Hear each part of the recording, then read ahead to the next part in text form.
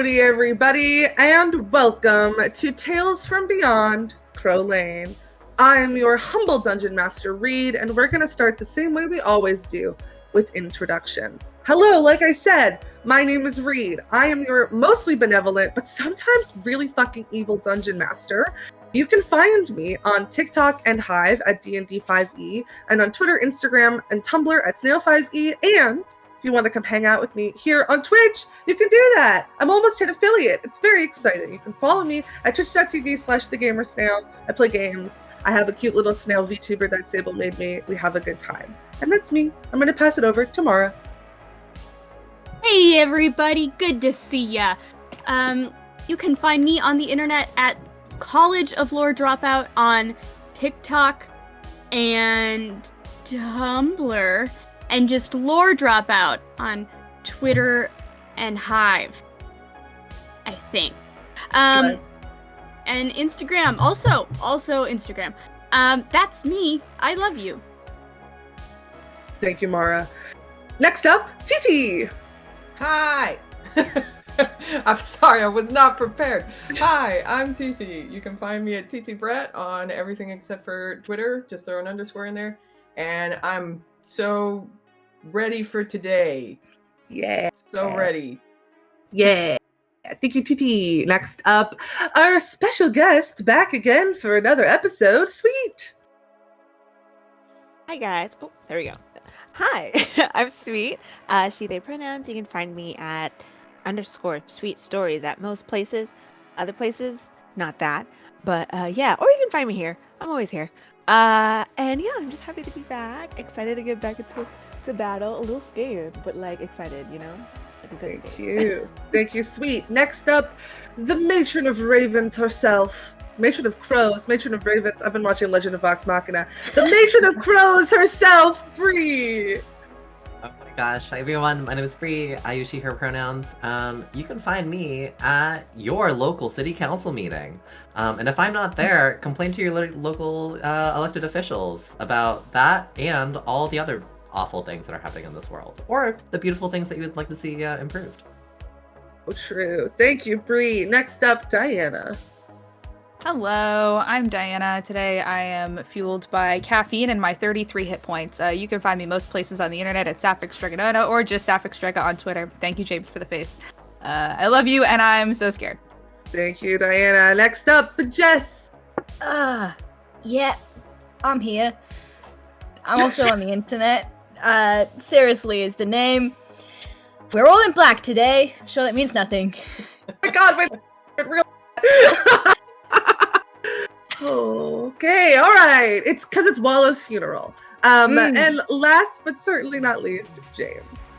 Hi everybody, I'm James. You can find me on TikTok at NiceOneJames, and you can find me on Twitter and Instagram at TTRPGay. I do have to say, the moment we started, it did start very cinematically raining in Southern California, and if that's not a sign, babe, I don't know what is. Also, I would like to say, in the spirit of being in full Crowcolt uniform today, I am wearing so many rings. So, if we die, it's not my fault. Everything's fine. All right, everybody. We've got some announcements. There's only You got it. 2 days left of January. I had to consult my calendar. And that means there's only 2 days left to join our Patreon in time to download the Starlight Tales zine. You're here. You're watching our content. You must like us a little bit.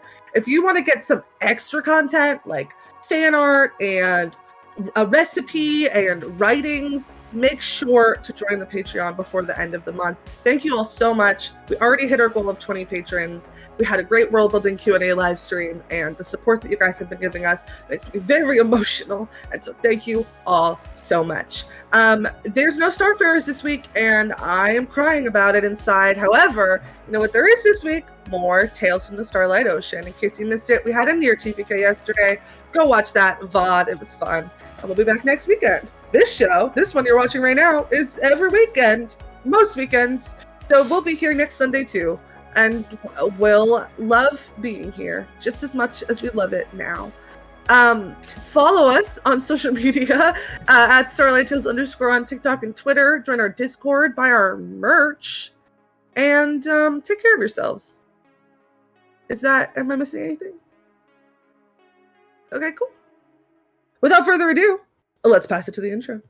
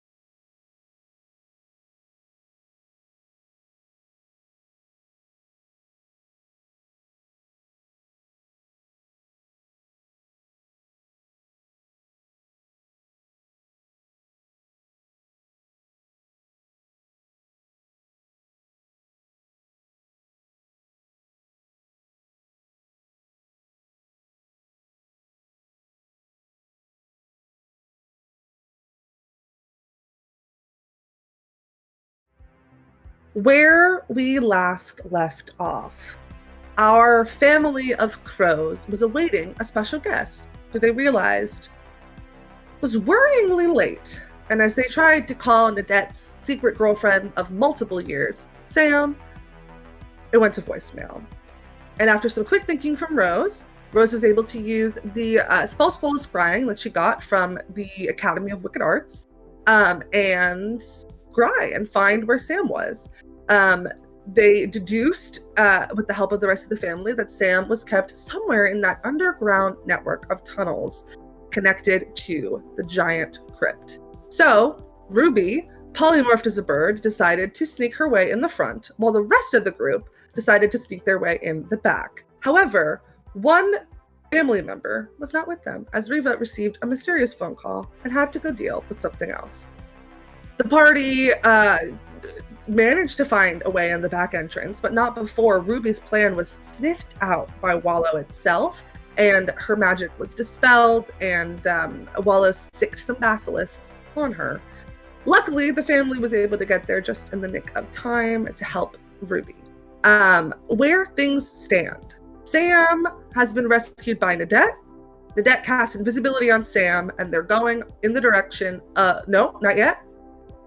I cast invisibility on Sam in the bakery a million years ago. Sam is visible.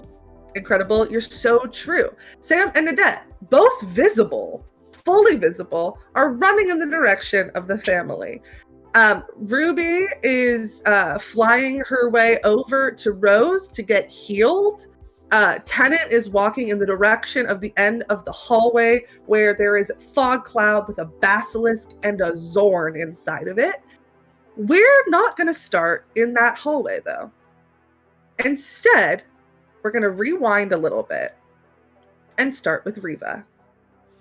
Riva, your phone rings. What is it? Hi. I'm really sorry. I have bad news, boss. What is it? There's been a break-in. Sorry, where? The vault at the office. There's been a break-in.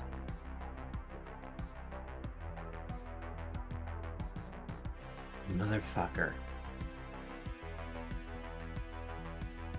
Okay. I'll meet you there. This is Donovan, by the way. I realized I didn't. You would know this. I haven't said who it is. It's Donovan, your head of security. Donovan, what details can you give me?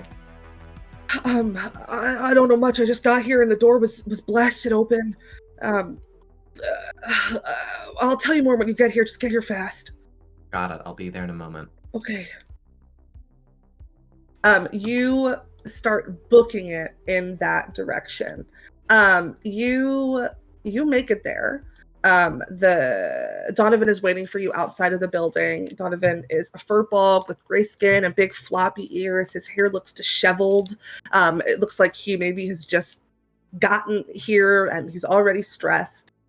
And they kind of lead you to the direction of the vault, which is underground, kind of across from the bunker. They're in two different sections under the building, so that if one gets attacked, the other doesn't.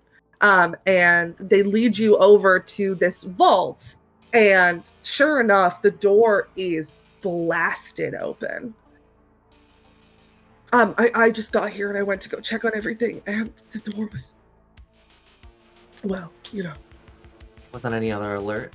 You just got here, no staff, no alarms, nothing alerted you? No, nothing. All right. And I think the first thing I think Riva wants to do is check to see how this was blasted open. If this was through magical means or with gunpowder. Yeah, make me an investigation check. Oh my god, let's go. Oof, that's only a 10. Only a 10. It doesn't really look to appear to be done. Oh, and that was with disadvantage? Yes. Okay. It doesn't appear to have any magic. You can see kind of like the residue of black powder around the edges of this hole. It's just for a little bit of clarification as I'm looking at this scene. Mhm. Has it been like the vault doors been like blasted like all around? Like There's is- there's a hole in the doors, There's a right? Like hole in the there's like door. a very expensive and intricate locking system on this door, kind of like a safe. There's just a hole in it now. Okay. After inspecting for like residue to try to find a clue, I think Riva just like steps through the hole and inspects what's going on in the vault. Yeah, make me another investigation check. That's an 11. An 11. Okay, a little bit better. The vault is pristine, right? There has been this hole blasted in the door. However, the way that you all keep your magic items organized is very distinct and very specific. And everything is in its proper place, except there's one pedestal that's empty. And there appears to be a little slip of paper on it. Riva grits her teeth, and I think like in this moment the thoughts are just sort of like, I knew this was one big distraction, all this bullshit. Of course it comes to robbery. And I think Riva sort of like strides forward to that empty pedestal and picks up the note. You pick up the note. The slip of paper reads, "Don't fuck with the hot rods."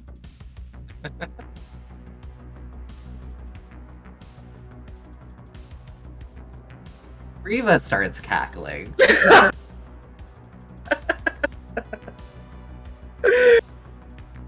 She's just... Riva looks over to Donovan. Look at this.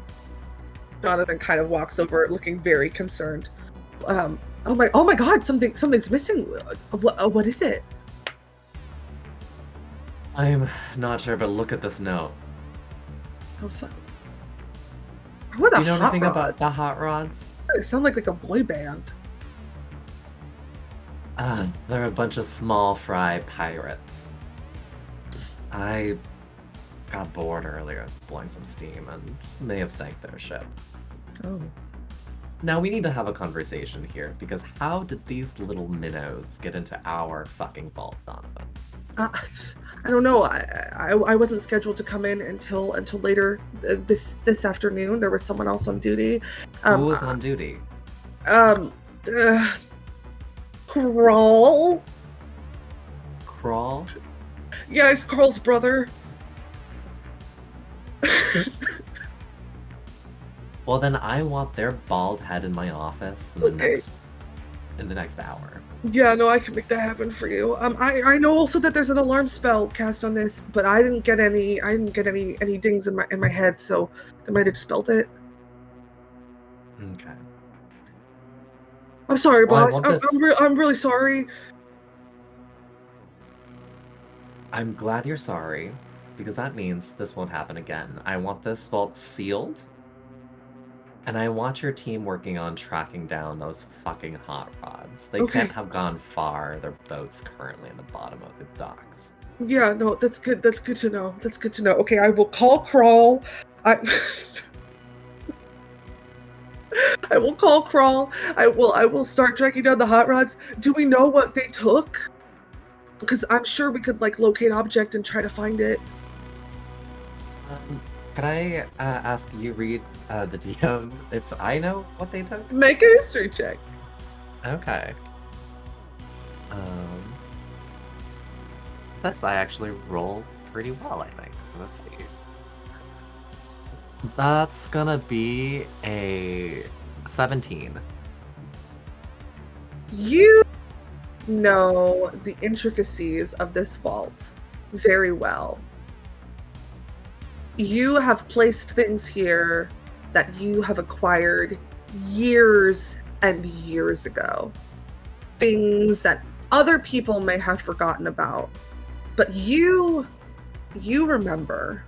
And the reason you remember is because this crown is something your sister, Lawrence, wanted more than anything else in the fucking world. And when she died and you killed her, the first thing you did was march into her office and take it back.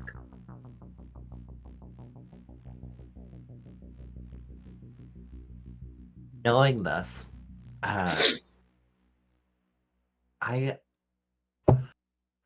Riva, in a weird, perverse way, doesn't feel angry. It's like the hunt begins all over again. Mm. And it's just gonna be, ooh, a new game to play. They stole a board game? No. It's we have a little crown to find. Oh, okay, cool. I need more information than just crown in order to locate object. If you want to give me information, if not, if it's classified, I totally get it, and you don't have to tell me. You fix this mess first, and I'll take care of it. Okay, all right. Pulling out his phone. Crawl! Get down here this fucking instant! As he's walking away. I think Riva's gonna pause like in the vault in front of the pedestal, and I think one thing is she like flips over the note to see if it's written on the back of like what was that 101 tips and tricks to be a better pirate or something. Yeah, you flip it over and you see 74. Leave intimidating notes behind when you steal shit.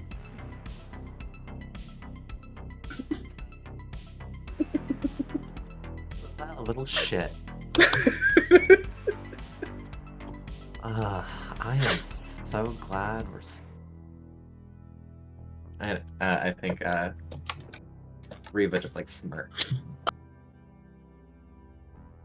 Well, another thing to add to the to-do list. And I think she pivots and. Is there I don't know, this is, feel free to say, I think she walks out without taking anything out of the vault. Your phone buzzes. I pull it out. There's a text from Tennant. It says, I don't remember. You told me 20 minutes ago and I already don't remember. Sam's missing something. I don't know. Wait, Sam's, what did it say? It's like, Sam's Where missing, are where you? are you? Yeah, there you go.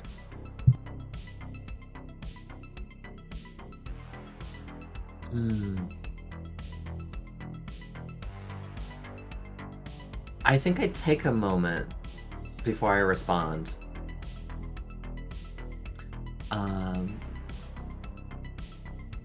And I think as I step out of the vault in the blasted out hole, I just take a picture of the blasted vault doors. And I send it over to Tennant.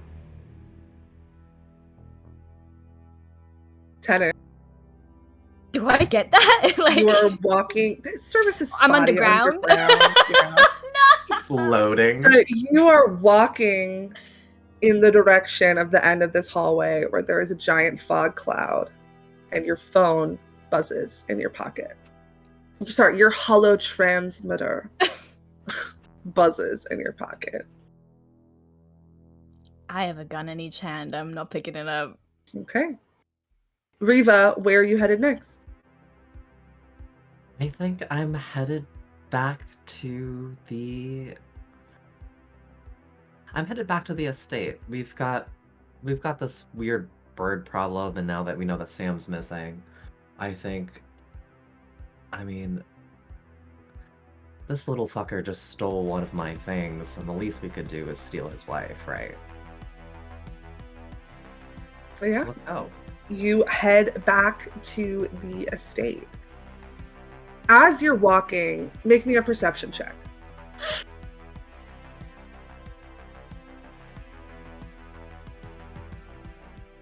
That's going to be a 22. A 22. You notice a couple of things. Thing number one, the lights in the cottage are left on, but as you kind of peer into the window, nobody is inside. Number two, and probably more noticeable than that, circling above the giant hole in your front yard is about 250 black birds, just circling together, almost looking like a tornado. I think seeing these crows, Riva unsheaths her rapier and just like toys with it, and she points to the flock. Hell wallow, I'm home. And then I drop down the hole. Okay. Tenant, you're walking down this hallway. You get to the middle, your phone buzzes, fog cloud in front of you. What are you doing? Okay. What am I doing? Such a good question. Can I, from this point, is the fog cloud obscuring like the rest of the hallway? I can't see anything beyond it. There's no doors. It's a 20-foot radius, right? Yeah, I'm gonna say yeah. Also, Rose, go ahead and roll for Cure Wounds on Ruby. Oh, yeah. Please. Please. Okay, all right, I'm rolling. Not awesome. That is... What's my fucking modifier? 11 points of healing back. Hey, I'm not bloodied anymore, so that's Woo! a slay. A ripe 44 hit points. Hey, more than Tenant. Do we remember? Stop. Do we remember who cast that fog cloud? Was that one of us? Ruby. Yeah, as I move forward, I kind of check over my shoulder to make sure Ruby's being healed and say, are you going to sort this out? And then I'm gonna what? points at the fog cloud need to see. And then looks back at this fog cloud, takes a breath, and steadies himself. All right. I think Ruby, after receiving that healing, is no longer clutching her side from where she got clawed by a basilisk. But will kind of come up and draw her bow and kind of stand kind of side to side, but also back to back with Tennant and point it into the fog cloud. You ready? I missed how many hit points are you at? Do you look much better? I look like I'm not bloodied anymore. Okay. 44. On a scale of 1 to 73. To 1 to 74, I'm at 44.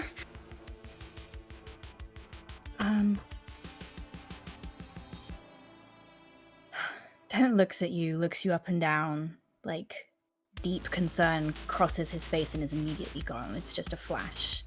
And he gives you a hard look.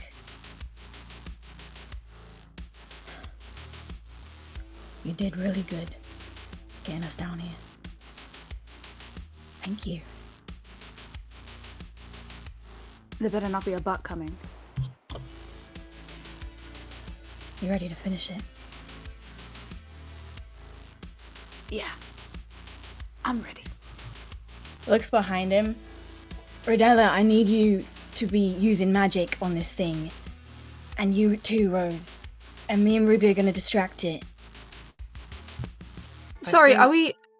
No, go ahead.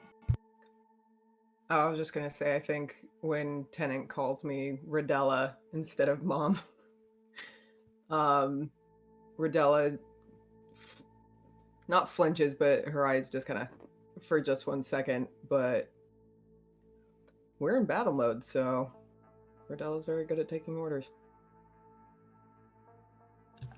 Sorry, I thought we were just here to rescue Sam. We don't even know if that's happened, by the way. Should we be charging in like this? As soon as you say that, Nadette and Sam come running up behind you. Hi, this is Sam. Hi. This is my girlfriend Sam. This is my family. Hi, Sam. Hello, nice to meet you all. Are you okay? Sam, do you want to run? Sam? I'm fine. Okay. Do you want to run? No, I'm good. Are you sure? Yep. We already talked about it. All right. We had She's in.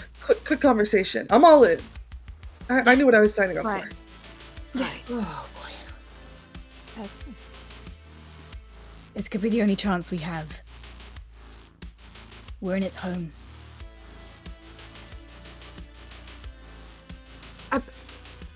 I mean, we know where it is now. We don't even know where your mom is. I think Rose, almost kind of like speechless to be so outnumbered, just kind of like looks at Estrus.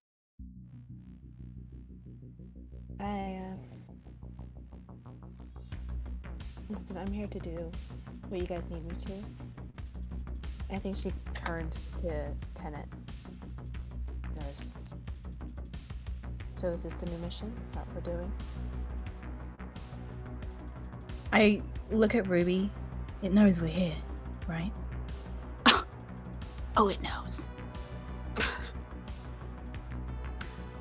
There's no way out of this. I promised it that I'd find where it lived and rip its fucking heart out. So, we're down here. Might as well, right? Came into our home. Let's take it down in it. I think, Rose, you can see, and probably only you can see, like, the barely concealed panic in this very hard look that Tennant is giving everyone. I think Rose looks like truly speechless.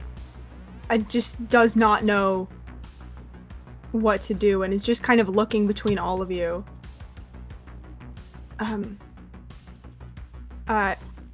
Okay. I guess. Right. Kind of nod toward the fog clouds. Am I keeping that up or not? Preferably not. Right.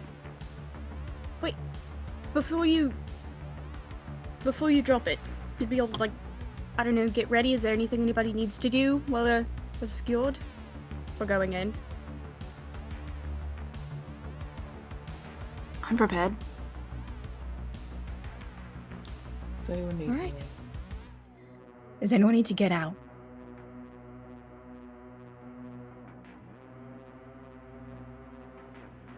Does Sam need to? Are you sure, Sam, that you're comfortable? Yeah, I'll stay in the back and kind of squeezes Nadette's hand. I'd rather be here if that's okay. Okay. Do we think it's worth trying to call Reva one more time? Rodella's gonna pull out the holotransmitter and send basically their coordinates and send a message saying tap the entrance and then puts the, what was it, 232? Mm-hmm. Okay. Reva, you get that. You're standing in front of this wall with these etchings.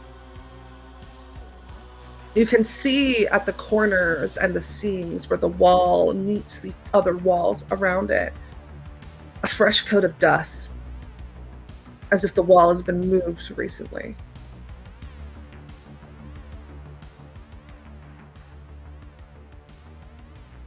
I think I get that message, and I just respond back, got it. On my way. And the wall's been moved recently from like the other direction, or from... It's hard to tell. You just know that it kind of has like there is some like residue of where it scratched against another wall, as if it lowered and then rose again. Okay. Is there any way, like, is there anything there that would allow me to like interact with to like get to the other side? Intelligence check. Me as a player is struggling with the intelligence check right now. That's why I'm having you make one. Thank you. Oh, that's great. That's... Oh wait, am I doing this with disadvantage? No, I don't- you don't have to. Okay. Okay, that's a 17. A 17. You look at these birds, at this wall. Your eyes look back down at the text that Rodella just sent you. If there's a way to open from a different entrance, and that way is knocking, maybe you can open this that way too. Knock.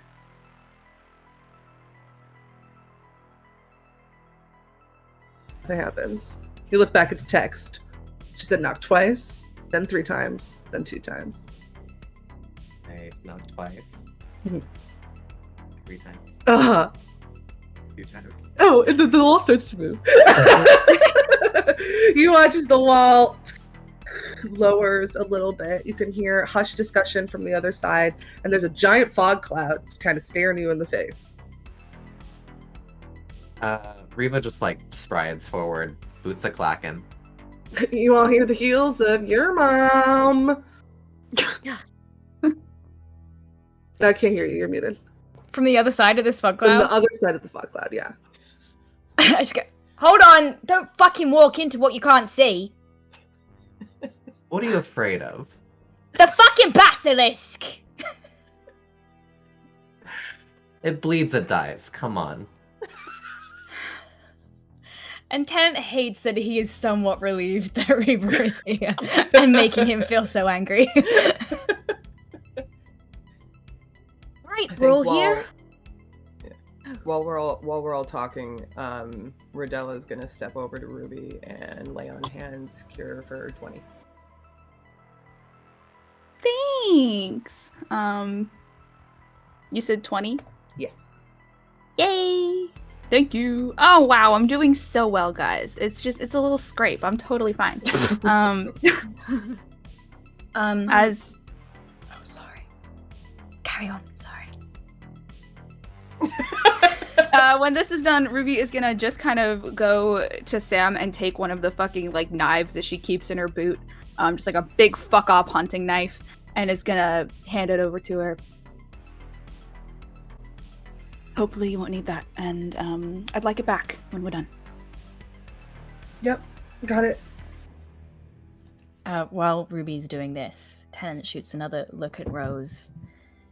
And in their very practiced unconscious language, it's a very silent look of, I do not want you here. I think And Rose.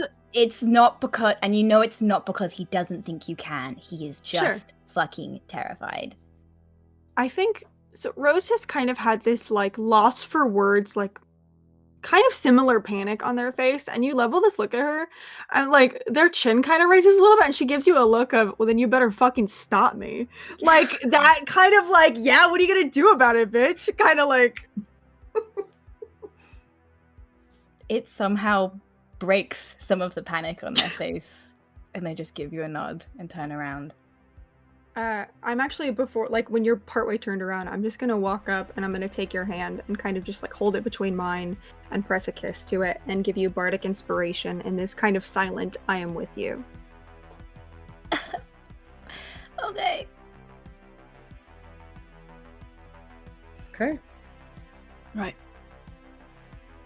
Everyone ready? As I'll ever be, probably. Yep.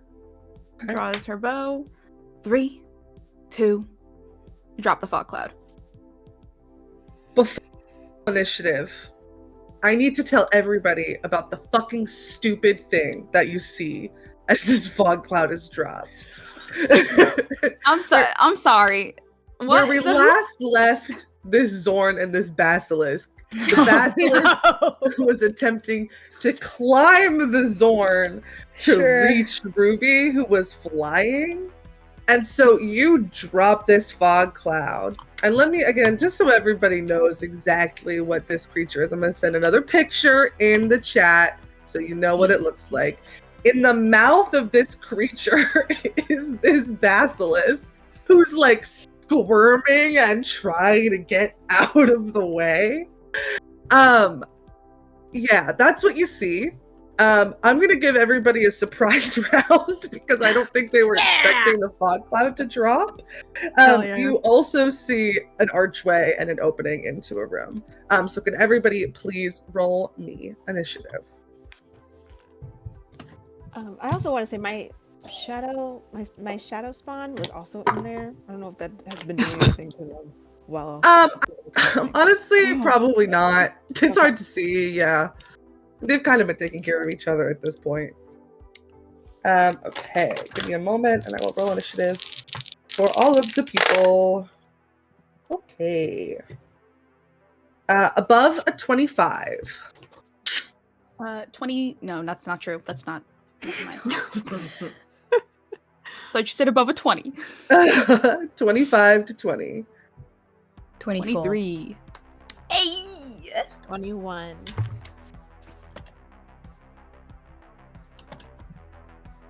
Okay, 20 to 15. 17. Whose dex is higher? I have a plus 2 to dex. Okay, so it'll be Nadette and then Rodella. Oh, Rodella, that's technically an ability check. Did you make that with disadvantage? Oh, yeah, nope. I'm gonna do that again. Let me know if you get lower than a 17. Nope. And got same a with you, 20, Riva. So. Okay. 15 to 10. That's me. I got an 11. I muted myself. 11. And Rose, what did you get? Got an 8. I rolled a 2. Nice. Strong start, kids. Strong start. Good. Okay, let me put the creatures in here. The creature. The creatures. Entertain the folks while I'm doing so much math, please. I want to make sure I understand this visual. The basilisk is inside the mouth of the Zorn. Yep. Are they both alive? Yep. Are they fighting each other at all, or is it more like a sibling squabble? It's more of a kind sibling vibe? squabble type Got vibe. Yeah. Great. It's giving Boo from Monsters Inc.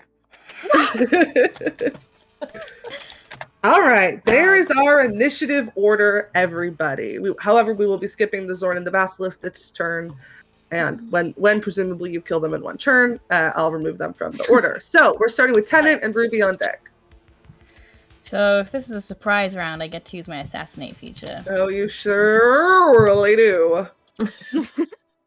So with my pistol, that is going to plus 13. That's gonna be 24 to hit.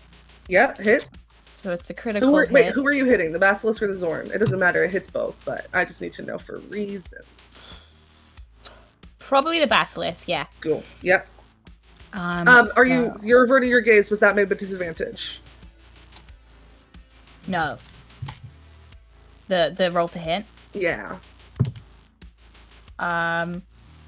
Yeah, as a reminder, you have to let me know at the top of your turn if you're averting your gaze or not from the Basilisk. Gotcha. That's a 20 to hit? Still is gonna hit though. Yeah.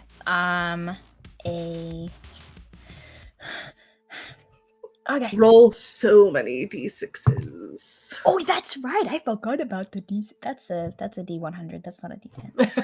I was like 70. That's another 7. Holy shit. Okay, 7 plus 7. That is 14 on the damage die, and then plus 17. So that's 31 so far. Mm-hmm. And then 3d6, or is it 66? Because It's critical. 3d6 plus 18. As a Fair. reminder for everybody about how we you're do right. critical hits, you roll one set of dice, you take the max damage Sure. possible, and you smush them together. 31. 5. Avert your gaze? No, send them into battle! That's funny. 42 plus 18. How do you want to absolutely 60 obliterate points this of basilisk? That's my husband. This basilisk who had 20 hit points left. Is there a way I can shoot it so that I deal damage to, because it's in the thing's mouth? Yeah, you can deal half that damage to the Zorn. How much was it total? It was 60? 60. Cool. Yeah. You I'm blast it. The I want to shrapnel kind shoot of this thing explodes. through its eyes so that its eyes are obliterated. It can no longer turn Perfect. anything to stone, and I want to shoot then the Zorn through the roof of its mouth. Perfect. Yeah, you're able to do that. The Zorn is now covered in blood and kind of with its one eye just looks extremely, exceedingly concerned. Can I make an intimidation check? Please do. 15, 25. Yeah, this thing looks scared shitless. Can I just level it as that and just so get out? Sure, it's not its turn, but you can absolutely do that. Okay. Who is up next? Who is up next? I Who think is it's up me. next? Yeah, Ruby's up next. Estrus on deck. Actually, can I Okay. nominate somebody to be initiative counter? Sure. Yeah. I can. Just telling you Alright. who's next. Yeah, Mara's going to be in charge of the initiative order, so I don't have to keep opening that tab. Okay, so I am going to use my bonus action to move my hunter's mark from the basilisk that just got exploded onto the Zorn. So that's happening, and then I'm going to use, this is a target that's already been shot this round by Tenant. So I have my fun little through the keyhole ability. So just kind of taking aim at the spot where Tenant already hit this thing. Thank you for the target, big bro. I am going to make my first attack with advantage, and then I'll do all of my damage after. Oh, there's a nat 20 on my first attack. Hell yeah. Which is so a fucking slay. cool. So, oh my god, I have to keep track of all of this. Jesus H. Christ. I can do so many, which is awesome, but oh my god. Okay, so The amount of you need to 12 be plus, able to okay. do in order to one-shot this thing is 45 in a turn. Oh, I can absolutely do that this turn. Okay, so that is gonna be 1 sec. I'm just gonna roll as I go. Where is my D8? I'm I'm rolling ready max to damage on it. graduate from I'm my already on- Domino's receipt to something else. Okay, already on 24, and then I haven't done my hunter's mark damage yet. 1 second. And that'll also be doubled. Reed, I fucking love you. That's just how a critical hit works. Don't love me, I love know. your dice. Hey, listen, I love you anyway. I love you is the too. thing. And then where's the D6? Did I take out no D6s? What am I doing today? Okay, so that's already 24, 30, 33 points of damage all on the first hit. And then I have another strike that I'm going to take. This one not at advantage, but that's okay, because I'm still hot and sexy, so it's probably going to be fine. That is going to be a 17 to hit. The Zorn? Yes. That's a miss. That's okay because of my feature, so I have a third attack that I can do. So I'm going to try again. Come on, baby. That's another natural 20. I'm not even shitting you. Incredible. Don't even roll damage. How do you want to kill it? I think that I just, this is, Ruby's family is behind her. She's fucking unstoppable right now. So I think that she just, makes that first strike, and it just hits the target exactly as it's supposed to. And then I think that the next two, she just fires 2 arrows at once, and one of them kind of misses and goes wide, but the other one splits the first arrow in half and drives it even deeper into this thing, and it falls to the ground dead. Incredible. Yeah, and then I still have my movement, and I have extra movement because of my feature, because it's the first round of the combat. So then I am going to begin to take off down the hall and kind of look at Tennant over my shoulder and be like, "Come on, keep up." And I'm with you. This little, I'm ahead of you. I ran. You didn't move. I'm running now. No, I moved. Oh, you moved? sure they Okay, moved, never yeah. mind. Anyway, well, I'm still faster than you in this moment. We 'cause I have slow an extra mo 10 walk feet of together. movement. I This love is it. true.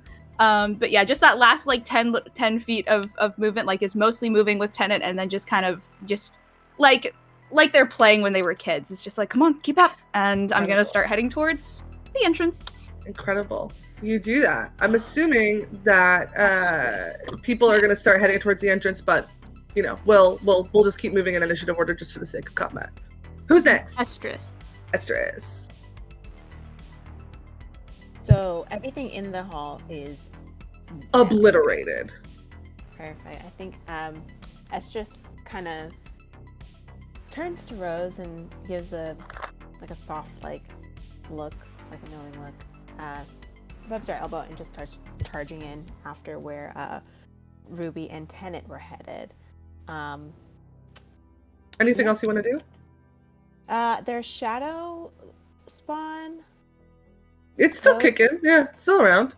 Yeah, follows them, does their bonus action of hiding, I guess. Sure. I don't know if there's anything, if there's not anything else in there that they could fight. I'm not sure if they would just go to see what they could attack. Yeah, it can hide. Yeah, go ahead and make me a stealth check for it. Awesome.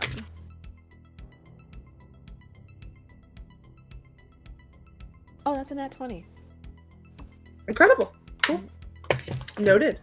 Okay, that is your turn. Next up is Wallow. Incredible. Wallow does something. Takes their turn. None of you can see him right now. Something happens. On initiative count 20, losing ties, there's a layer action. 1, 2, 3, 4, 5. Somebody roll me a d8. I got a 5. Okay. Good. It's nice, middle of the road. Yeah, it's middle. Riva. Could you please make me an intelligence saving throw? Oh, sure as. Here you do that. Oh, that's a nat 20. A natural 20. Yeah. That's a beautiful Holy roll. shit. 4th? I think we're gonna Vision. one-shot this 27. guy. I think we're gonna one-shot this thing. Knock on wood right now, Jess. You Literally. staring at your family who just fucked up these 2 creatures can begin to hear whispers creeping in on the edges of your mind. You don't know what they're saying, but fuck it, you're sure they're not real, and you shrug them off and you keep moving in your direction. Okay, who's next? Me! Nadette. I sure should roll for Sam, huh? Actually, Sam's just gonna go after you, Great. and you can control her. Cool. You just move her. Bam. Perfect. So Nadette is going to move full movement and bonus action dash. Sure. You After can the kind of siblings. get to the archway then. Oh wait, no, you were in the Okay. back of the hallway. No, you've caught up to the siblings. Okay. Do I see anything where I am? You see an archway into a room. All right. I'm gonna go. Ah, come on. You two are always the slower ones, and I'm gonna use my action to do another dash into. Incredible. You walk into this room, and what is awaiting you is a stone room, this kind of clearing. The walls look like they are natural, like they've been carved out. And sitting on a throne is Wallow. Sitting next to Wallow on a matching throne is another Wallow. Sitting on the other side of the central Wallow on a matching throne is another Wallow. And 3 of them are sitting and staring at you. Ugh, come on. Did anybody ever tell you 3's a crowd? We got 3 of them! And then that's my turn. Okay. And I'll have Sam catch up to the siblings, probably. And stay behind, yeah. Yeah. Cool. Next up is Rodella, Riva on deck. Okay, I'm gonna move into the room if I can. Sure. You can use your action to dash and your movement to get into the room. Okay. You see what I just described. All right. Yep, that's it. That's my turn. Okay, cool. Just get in there and just. All right, great. Incredible. Who's up next? Riva is up. Rose is on deck. All right, Riva. Awesome. Then I think I'm gonna follow. I think there's a little like spark of joy in Riva's heart as she just watches her kids just decimate and destroy, and just all that bloodshed. It just feels really happy, wholesome, bonding family time. It just feels so good. I think she's gonna like, as Rodella sort of like dashes in, she's going to, I think in like a practice manner, sort of like follow in Rodella's shadow and sort of and hide while she's doing so, and then also use the action to move. Make me a stealth check.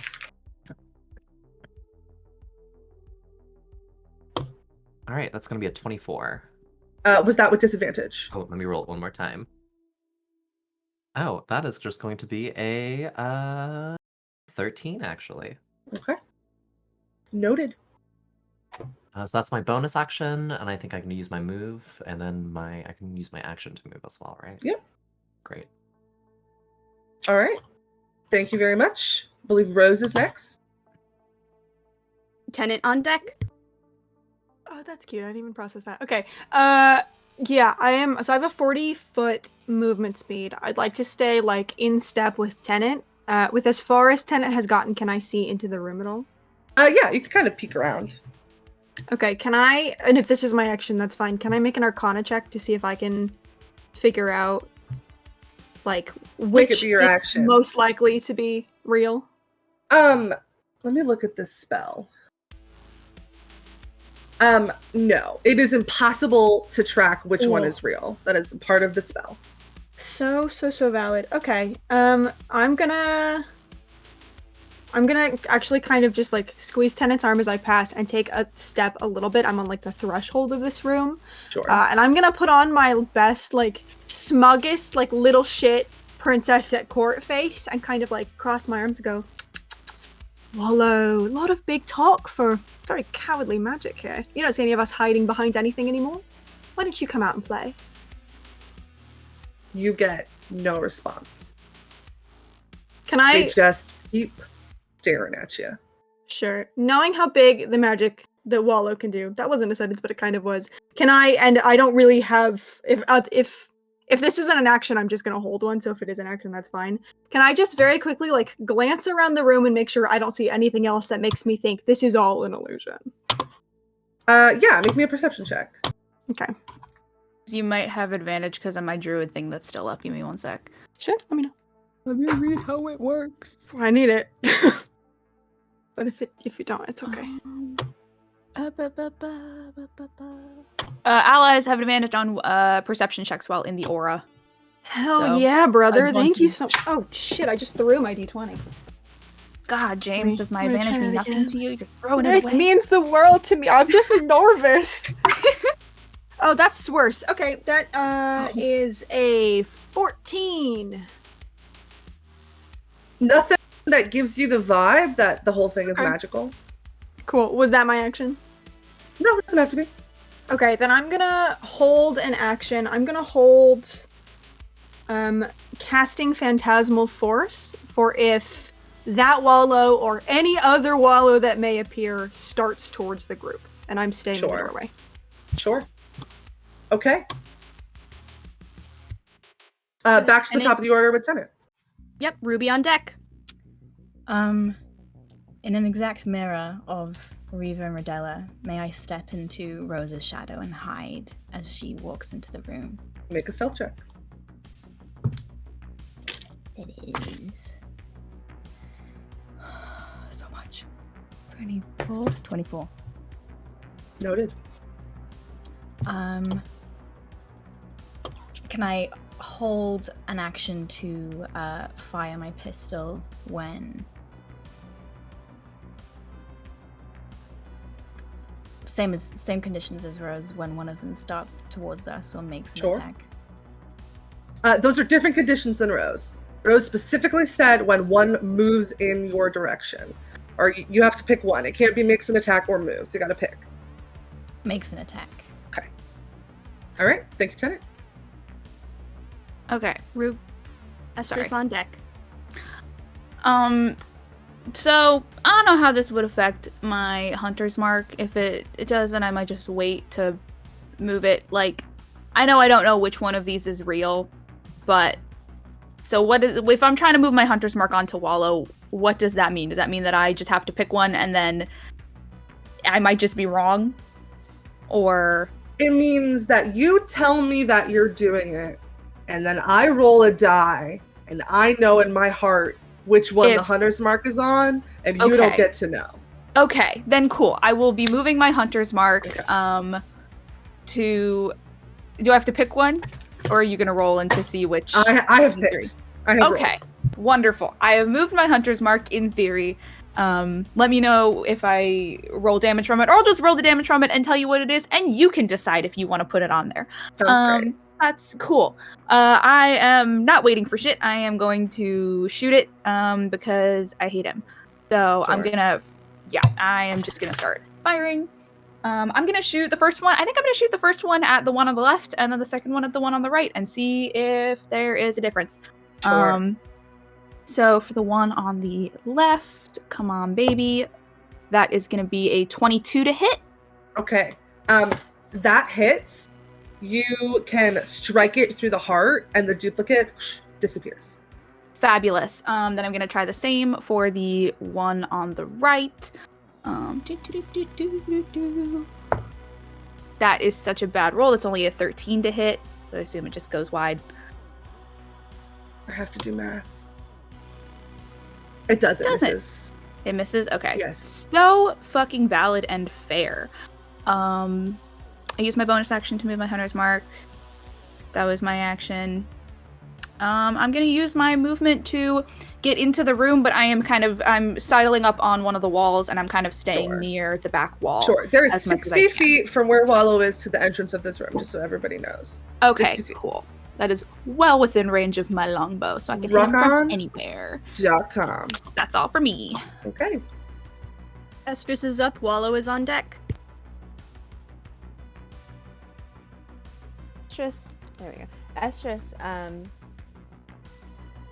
we're all in the room, correct? So Estrus is going to either in the room or at like the threshold of the entrance, but yeah. Oh, okay. Once Estrus is able to, if she has to take movement, they'll move into the room and go the opposite direction that Ruby has gone. Okay. Against the wall, and has 3 Eldritch Blasts that they're going to do, and just hit. Sure, there's 2 Wallows right now. Yeah. They're gonna hit the one on their side twice and the other one once. If they can split it up. So basically, this is mirror image. The way that the spell works is you try to hit one of them. I tell you A, if it hits, and then B, if it hits a duplicate or not. They're kind of all like shifting in space, and it's hard to tell which one's what. So roll your 3 attacks, and I'll let you know if any of them hit, and who they hit if they hit. Right. So first one is a 22. That does hit. That destroys the second duplicate. There's one wallow. Awesome. Yeah, and then I don't think this one's gonna hit, but the other two beams is a 14 That is a miss. and a 19. That is a hit. The last wallow duplicate is destroyed. The room is empty. Okay, and their shadow, I had them hide so that other people wouldn't be affected by it, but I'm gonna have them, if they can, just be right outside the room so they can come in just in case we need to keep going further. Sure. I just don't want it in the Yeah, next to people because absolutely. Cool. Okay. Wallow's turn. You all look around this room. There's an empty throne made of gold. The same gold that golden egg and golden nest were made of. And all of you watch as Wallow appears behind Riva and goes, boo. And Riva, I need you to make me an intelligence saving throw. Okay. Ooh.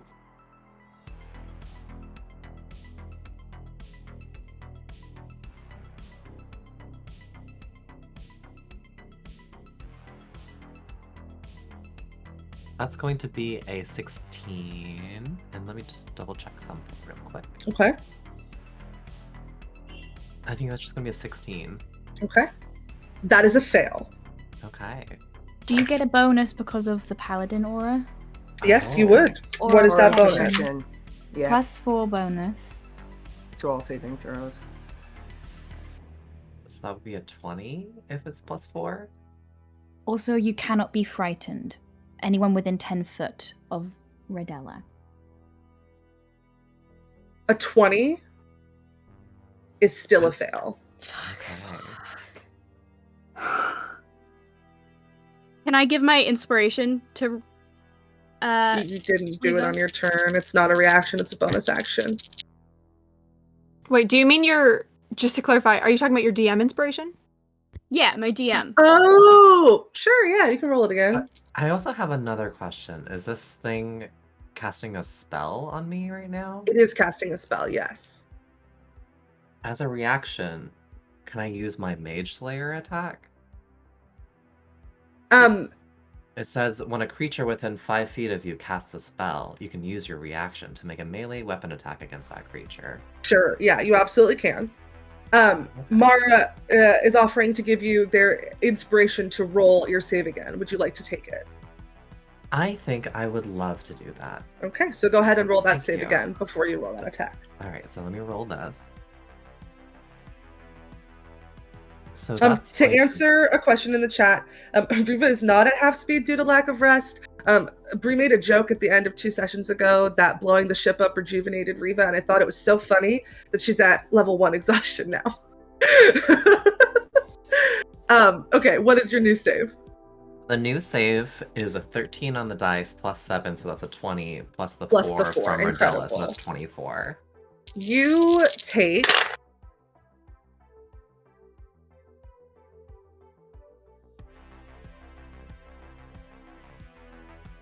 30 points of psychic damage. Okay, no big deal. Okay. As you can kind of see these like razor type things starting to appear at the edge of your vision and surrounding you, but then you shrug it off. And you can make that attack. I think then I'll make that attack using my Mage Slayer reaction. Go for it. And there's Rodella within 5 feet of me. Is that correct as That well? is I true. remember by Rodella, so that means that should trigger my sneak attack as well. That is true. Go ahead and hit. So that's going to be that's going to be a 24 to hit. That's gonna hit. Go ahead and do damage. All right, so I'm going to add my Oh man, I haven't played a rogue in a while. These meaty dice feel nice. All right, so that's going to be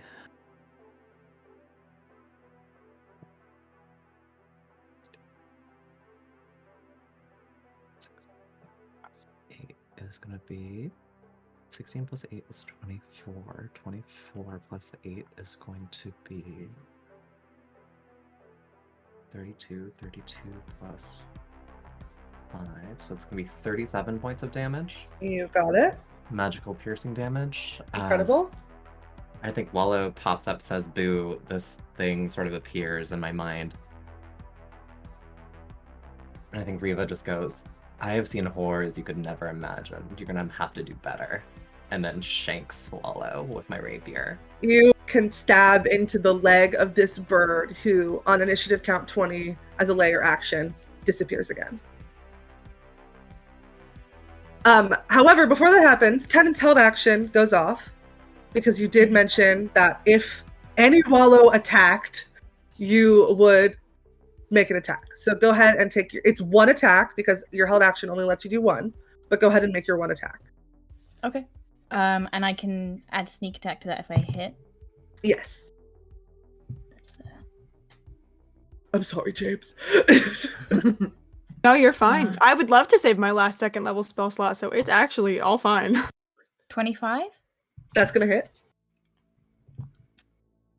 So 5 plus 7 is 13 plus And Mark, can you remind us who's on deck? 19. Me. Incredible. That is 21 points of damage plus this is a lucky shot because it's a third shot, and so it does an extra d4 of damage as the bullet Tenant shoots explodes into tiny thorns. So that's 23 points of damage. Can you just tell me, I already added the other, can you just tell me what the d4 was? Oh, 2. So Cool, I think it's thank you. 21 to 23. Cool. Thank you very much. Okay. Wallow disappears. Nadette, it's your turn. All right. Fucking perfect. First thing Nadette is going to do, I'm gonna use my action to, just yell out at Wallow, wow, I didn't take you for such a fucking coward, and cast Vicious Mockery just to see if anything happens. If there's any, like, sound coming from the room. Because it said if he can hear it, he takes the damage. Okay. Yeah. What do I need to make? A wisdom saving throw. With a 2? That's a fail. Yeah, that sure is gonna be. So you only take 1d4 psychic damage. So that's 3 points of damage. What level are you? Is it not 2d4? Oh, yep, you're right. So 7 points of psychic Incredible. damage. And has disadvantage on the next attack roll. And I don't suppose we hear a sound or something from up. A little intake of breath, a little oof, anything. I'm looking at the number that I have on top of this sheet with the amount of hit points that this guy has. Yeah. And I'm looking at the number of damage that you just did. Odd or even, Mara? Even. No, nothing. I rolled a 5. Should have gone odd. Even is the name of my arch nemesis. Okay. Perfect. That's my turn. Sam is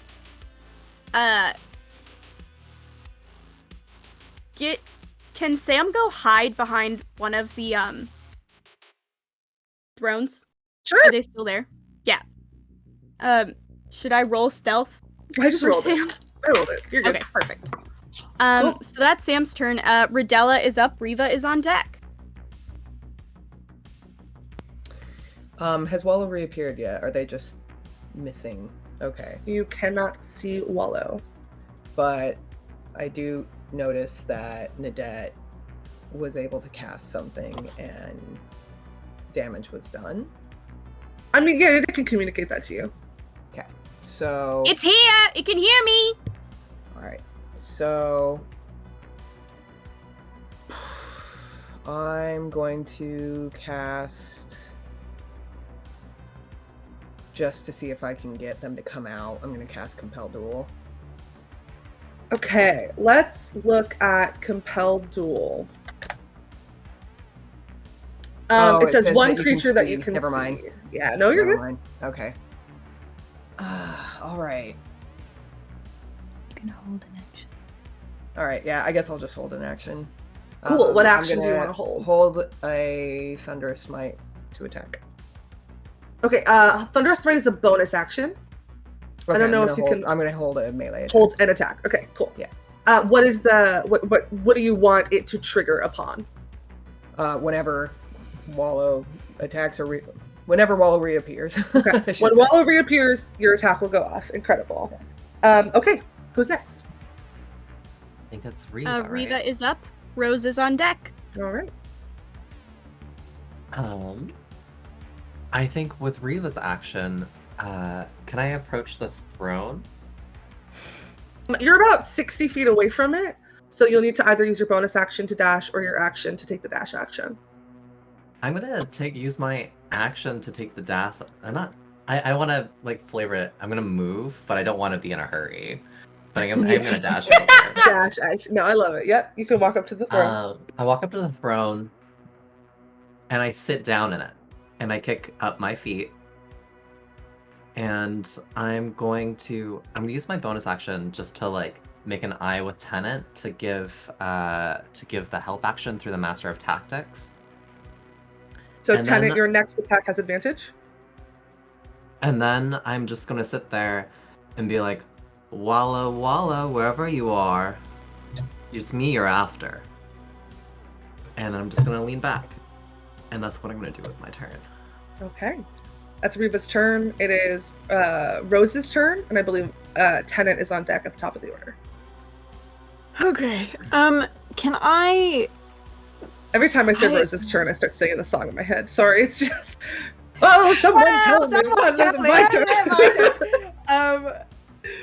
Can I try to make some kind of check to see if I think if this is a, like, sustained effect of one spell casting, or if I think Wallow is just casting, like, invisibility over and over? Basically, I'm trying to determine what the likelihood this is something like Blink.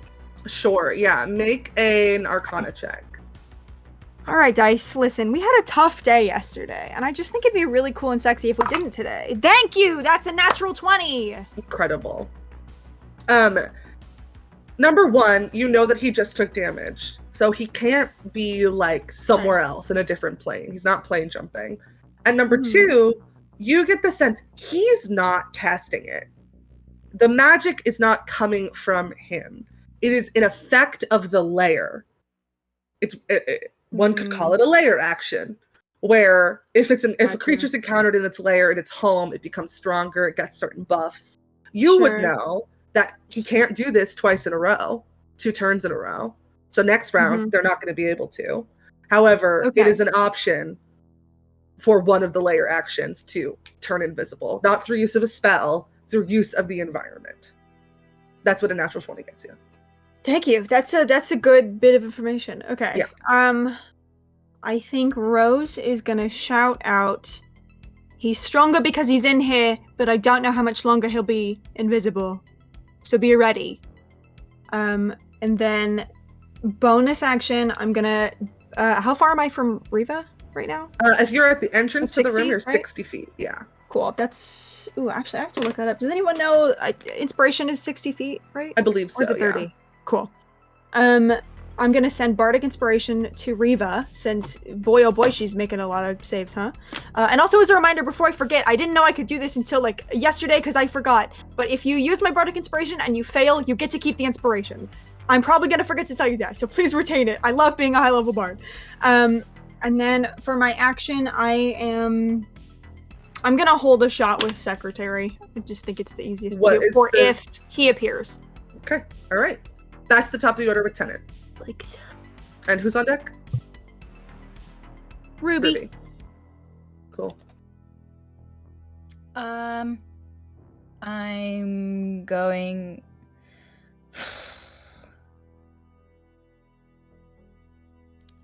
I'm gonna go and stand. What am I gonna do? I don't know. Do I lose that advantage from Reva if I hold an action? No, you can just only make one attack when you hold an action. Okay. But you'll still have the advantage. It doesn't go away. Can I make a perception check to see if I can see, like, this is underground, right? I assume the ground is dirt. Can I see like footprints? Like, can I? Yes, you can make it with disadvantage. Okay. It's flat because of my aura. Have fun. That's okay.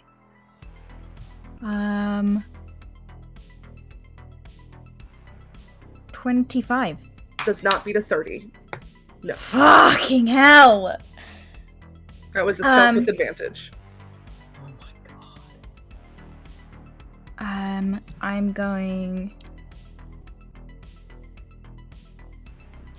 As a bonus action, I had a hex on that. I think it's probably only if I can see him, right?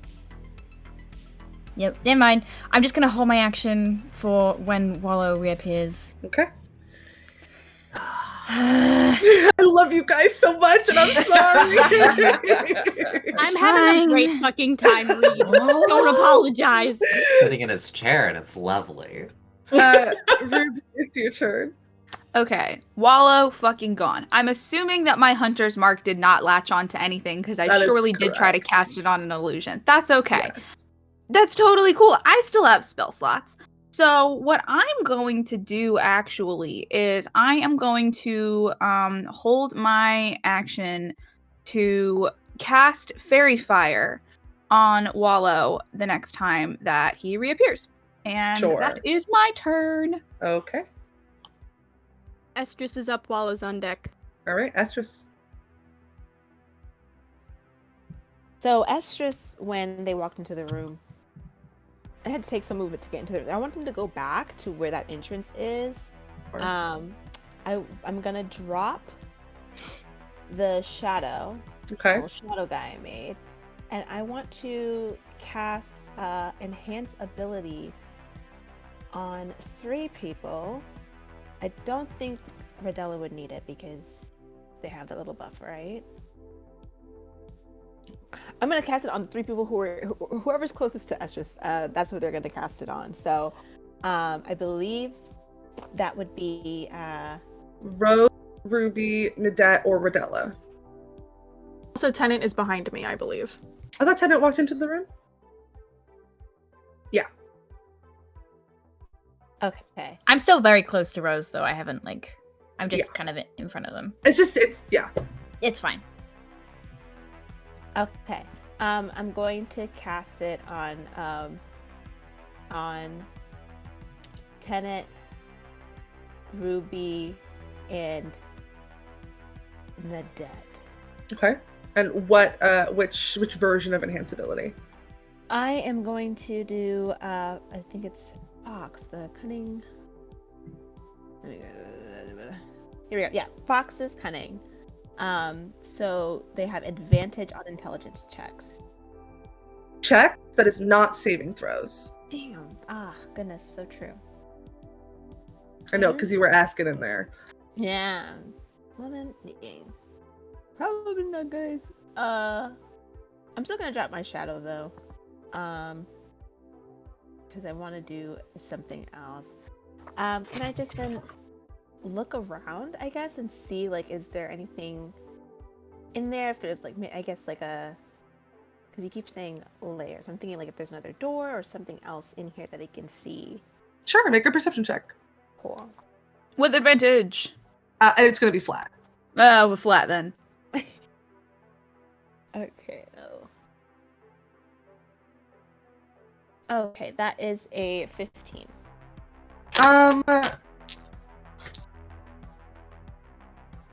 Yeah, you kind of look around, trying to get a vibe. Again, you see this, like, golden throne that Reva is very comfortably sitting on. It's kind of laced with different sorts of gems.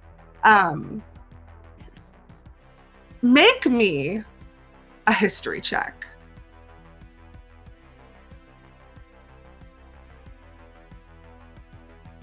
That's a 21. You've been in this family for a long time. And you know that there are certain hello, High Shelf Collective, thank you for the raid.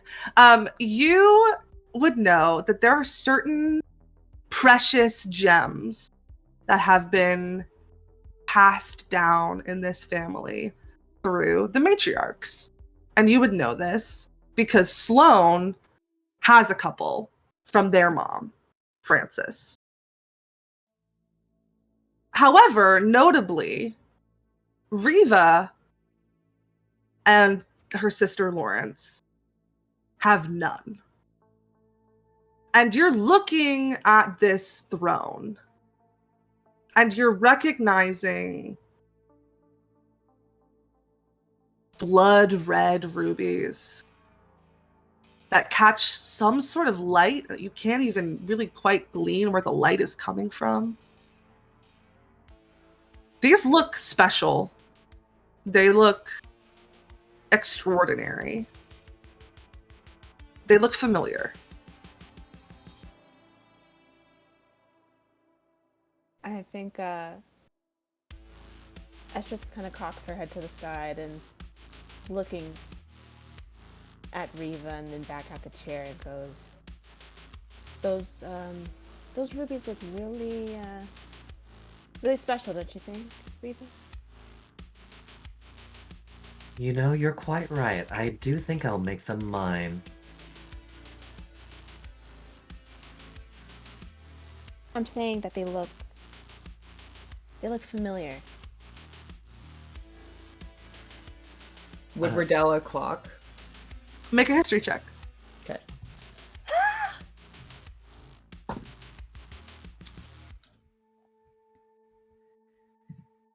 Let's see. Okay, that is a 24. Yeah. You would clock this. Okay. You've heard Lawrence complaining about it many, many times. Okay. I think Rodella sends Riva a very, very pointed look and just says, family heirloom?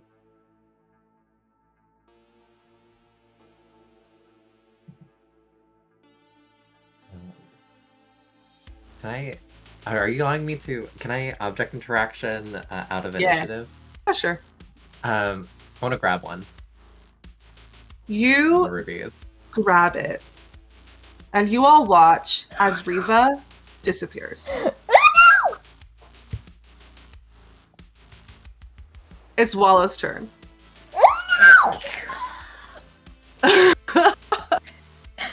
Wallow reappears behind the throne.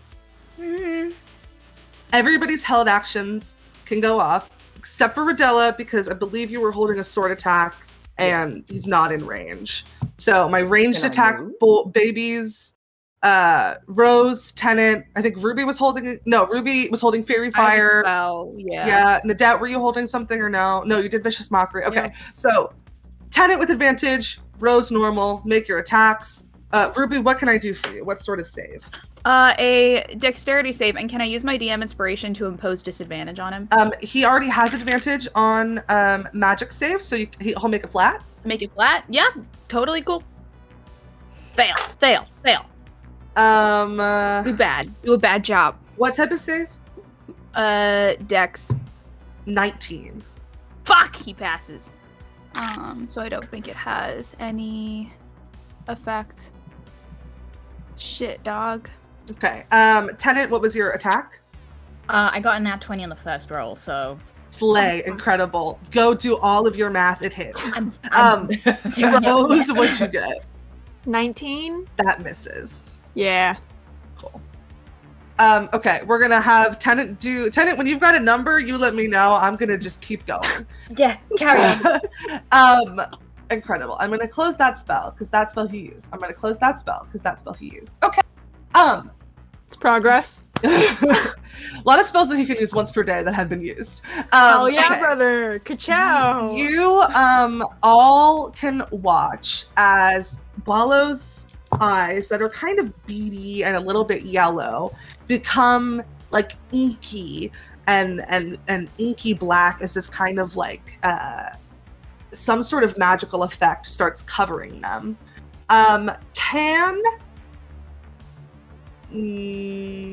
Can Tenant please make me a wisdom saving throw? Sure, it's 50 points of damage, by the way. Incredible.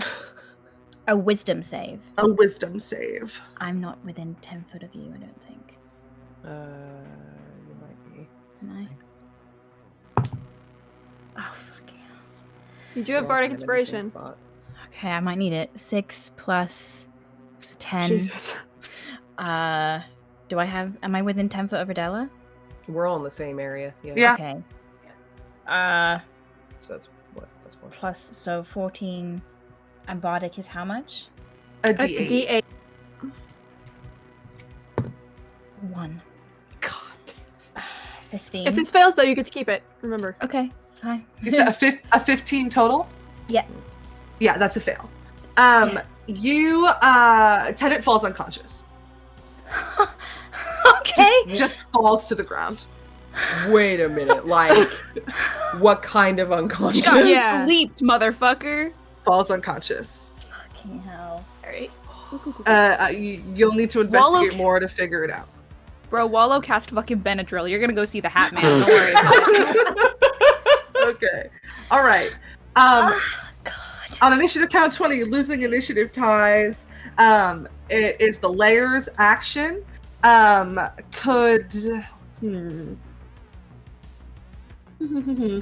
Could Rodella please make me an intelligence saving throw?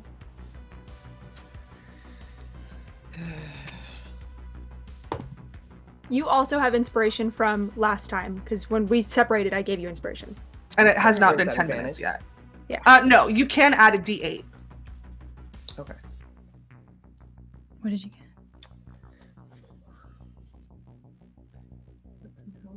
You also have a bardic from me from last session that I gave you. Which is But that That's a Sorry. D6. so that was a 4 plus 5, and then I need to add bardic and A D6. A D8, sorry, for Rose. And then a D6 for A Nadette. D6 for Nadette if you want to use it. and then where's A D- There's too many dice in this tray. I'm like, where is it? Where's your D6? Fuck. All right. 15.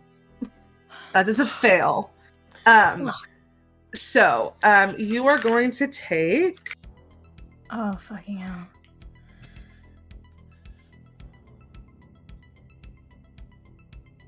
uh 26 points of psychic damage. And you can hear in the back of your head Riva yelling for help. And you have disadvantage on all saving throws until the start of your next turn. Okay.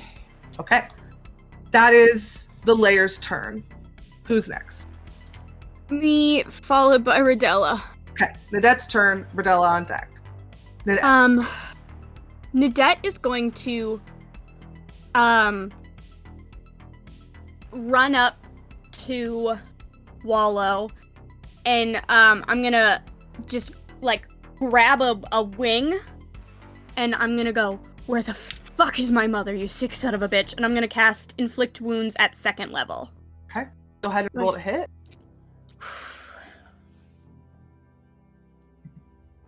Please. 21. That's a miss. Fuck! Okay. That's okay. Okay. Alright, then in that case, I'm just gonna use my bonus action to...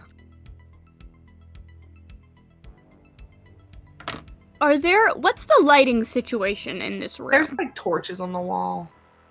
Alright, I'm just gonna All right, I'm just gonna use my thaumaturgy to make the ground start rumbling, just for the next minute. Is that an action? Oh, fuck, you're right, it is. I thought it was a bonus action. My bad. Okay, then I'm gonna use my bonus action to look at Rose and give you Bardic and say, let's fucking finish this. So you have a D6 Bardic roll. Thanks. Before, that's the end of your turn. That's the end of my turn. Next up is Reba. Before we get to Reba's turn, at the end of your turn, Rodella, then Reba. Next up is Rodella. Before we get to Rodella's turn, Wallow's going to take a legendary action. Wallow looks down at you, and in response to this question, just kind of eyes still a little bit inky black, opens its beak and lets out this ear-splitting caw. And could everybody, except for Reva and Tennant, please make me a Constitution saving throw? Rodella with disadvantage. Nat 20. Incredible, you save. Hell yeah. Okay. Dirty Fucking 20. A dirty 20 is a fail. Fuck. You said an 8. Yeah. Diana, that's a fail. Yeah. 12. A 12 is also a fail. Okay, so Rose, because you rolled a nat 20, I'm going to say you take no damage instead of half. Thank you. I love you so much. Nadette, Rodella, Ruby, everybody take 14 points of psychic damage. You are all deafened for a minute. You cannot hear. I only take 7 because of warding bond from Rodella, but Rodella Okay. also takes an additional 7. So Rodella, you take an additional 7. You take 21. Oh my god. Could we could I have a little key? Because I know we use the terms like bloodied and stuff. I don't know what that means. Could someone quickly Yeah, write me bloodied down? is when you're under half health. Yeah, Rodella's bloodied. I'm bloodied. Cool. Yeah, feel free to metagame your HP. That's fine. I don't really care. I think it adds more to the game when you have the most information you can have to make the most informed choices. Anyway, so that means Rodella and Nadette and Ruby, you all can't hear. You can make the save at the end of each of your turn to try and end the effect. Please remember that, because I'm going to forget. Okay. That was a legendary action. Rodella, it's your turn.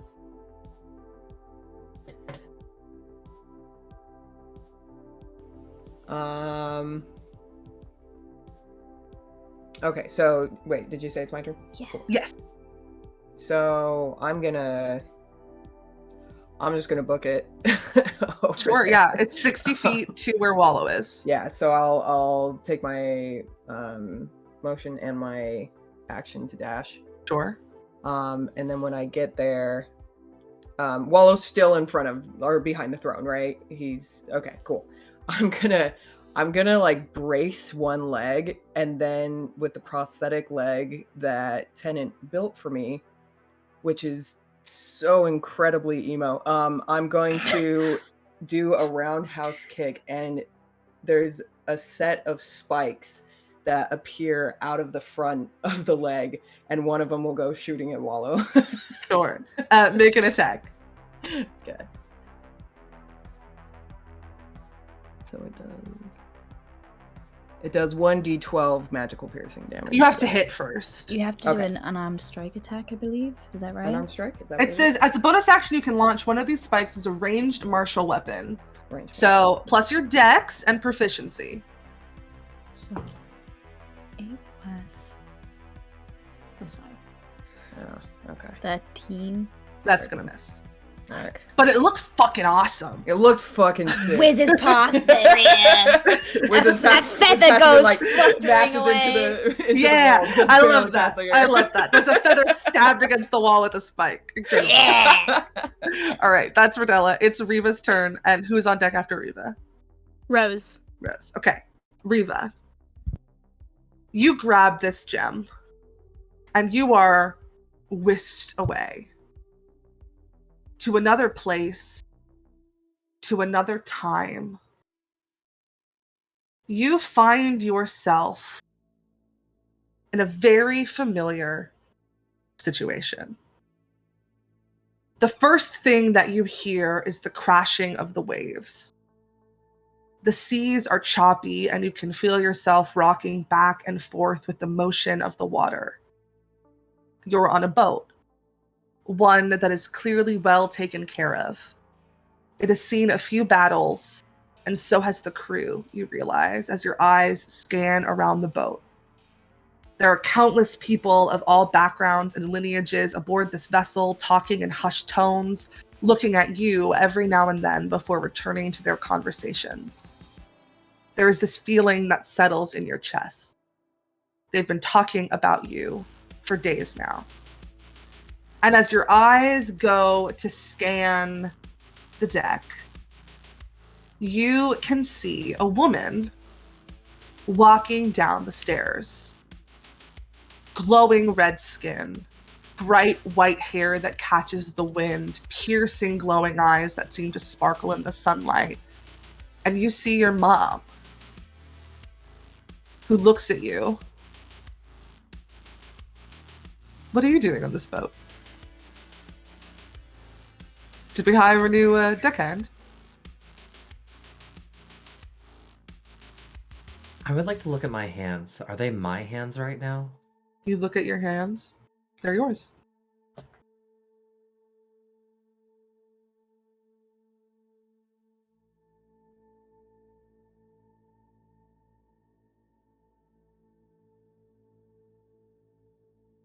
Riva is in shock.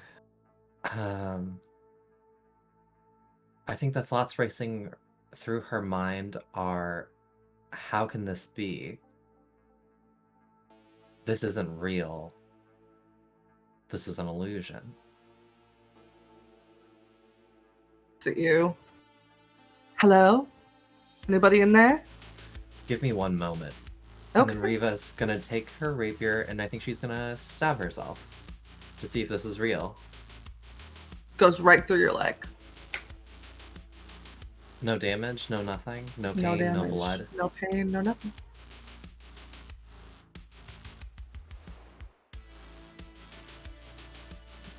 Ruby kind of backs up a little bit. Okay, and no need to hurt yourself or anyone. Just checking. No, it's fine. That was kind of weird. Again, what are you doing on this boat? I didn't think we hired anyone new and we're out in the middle of the fucking ocean. Be quite honest with you, I don't know what I'm doing on this fucking boat either. Now, That's great. Who are you? Because you can't be real. You're dead. You're gone. That's a little cryptic, isn't it? Yeah. I'm Ruby. Holds out a hand. Nice to meet you. I'm Riva. Nice to... And I think as I reach out and hold her hand, does it feel real to me? Yes.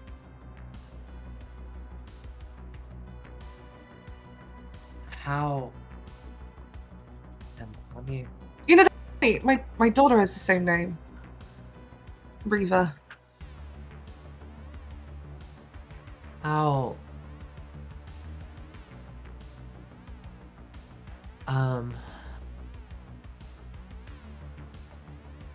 That's a good name. I quite agree.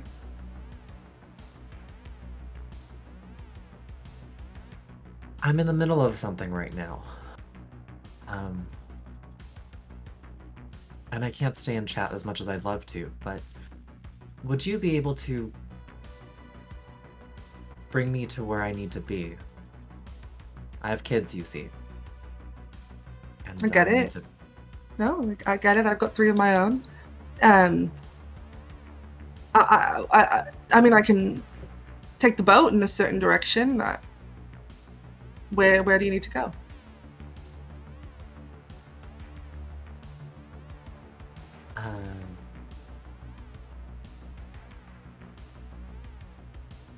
I think this is like shaken Riva to the core.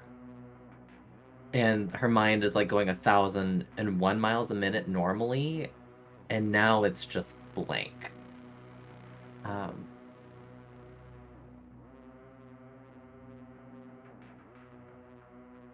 Do you know of a planet called...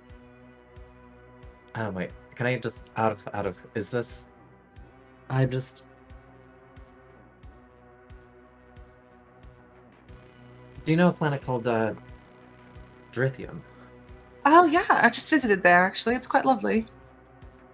Would you mind dropping me off? Sure, yeah, I could try. That'd be lovely. Absolutely. How are you? Quite alright. What were you doing on Drithium? Oh, there was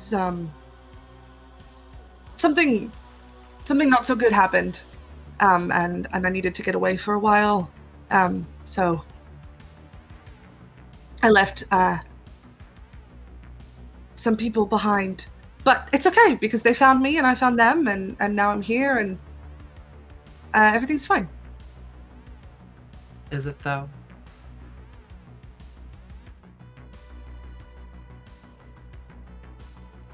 You know, whenever something always troubles me, I tend to keep it away from my kids. I'm lucky that I have someone who I can call a partner, who I can share my troubles with, and together we're able to handle it. And something tells me that you may be in need of a listening ear. I may be a stranger, but I may be closer than you realize. Boat moving. And teary-eyed starts walking away toward the bow of the ship. I would like to follow. Sure. We'll cut there and head back into initiative order. Who is up? Rose, tenant on deck. Cool. No doubt. Literally. Nothing distressing has happened in the last several minutes. Take the deck. Yeah, I don't think Tenant is that far from me, but I am running on my knees, checking them over, trying to figure out what the fuck is going on here. Oh my god, I totally... Yeah, make a medicine check. I'm sorry. You forgot. Yeah, I did. I'm just like face down on the floor here. Can I pitch you something that is admittedly a stretch, but when else is the time to pitch it than when everything is going bad? Mm-hmm. If I'm checking to see if my husband is just asleep, having known that Wallow can do sleeping magic, would I get advantage on account of I surely do see him sleep every night in bed with me? Great. Yeah, thank you so sure. much. Awesome. Thank you so much. Come on, dice, don't fuck me. He's not snoring.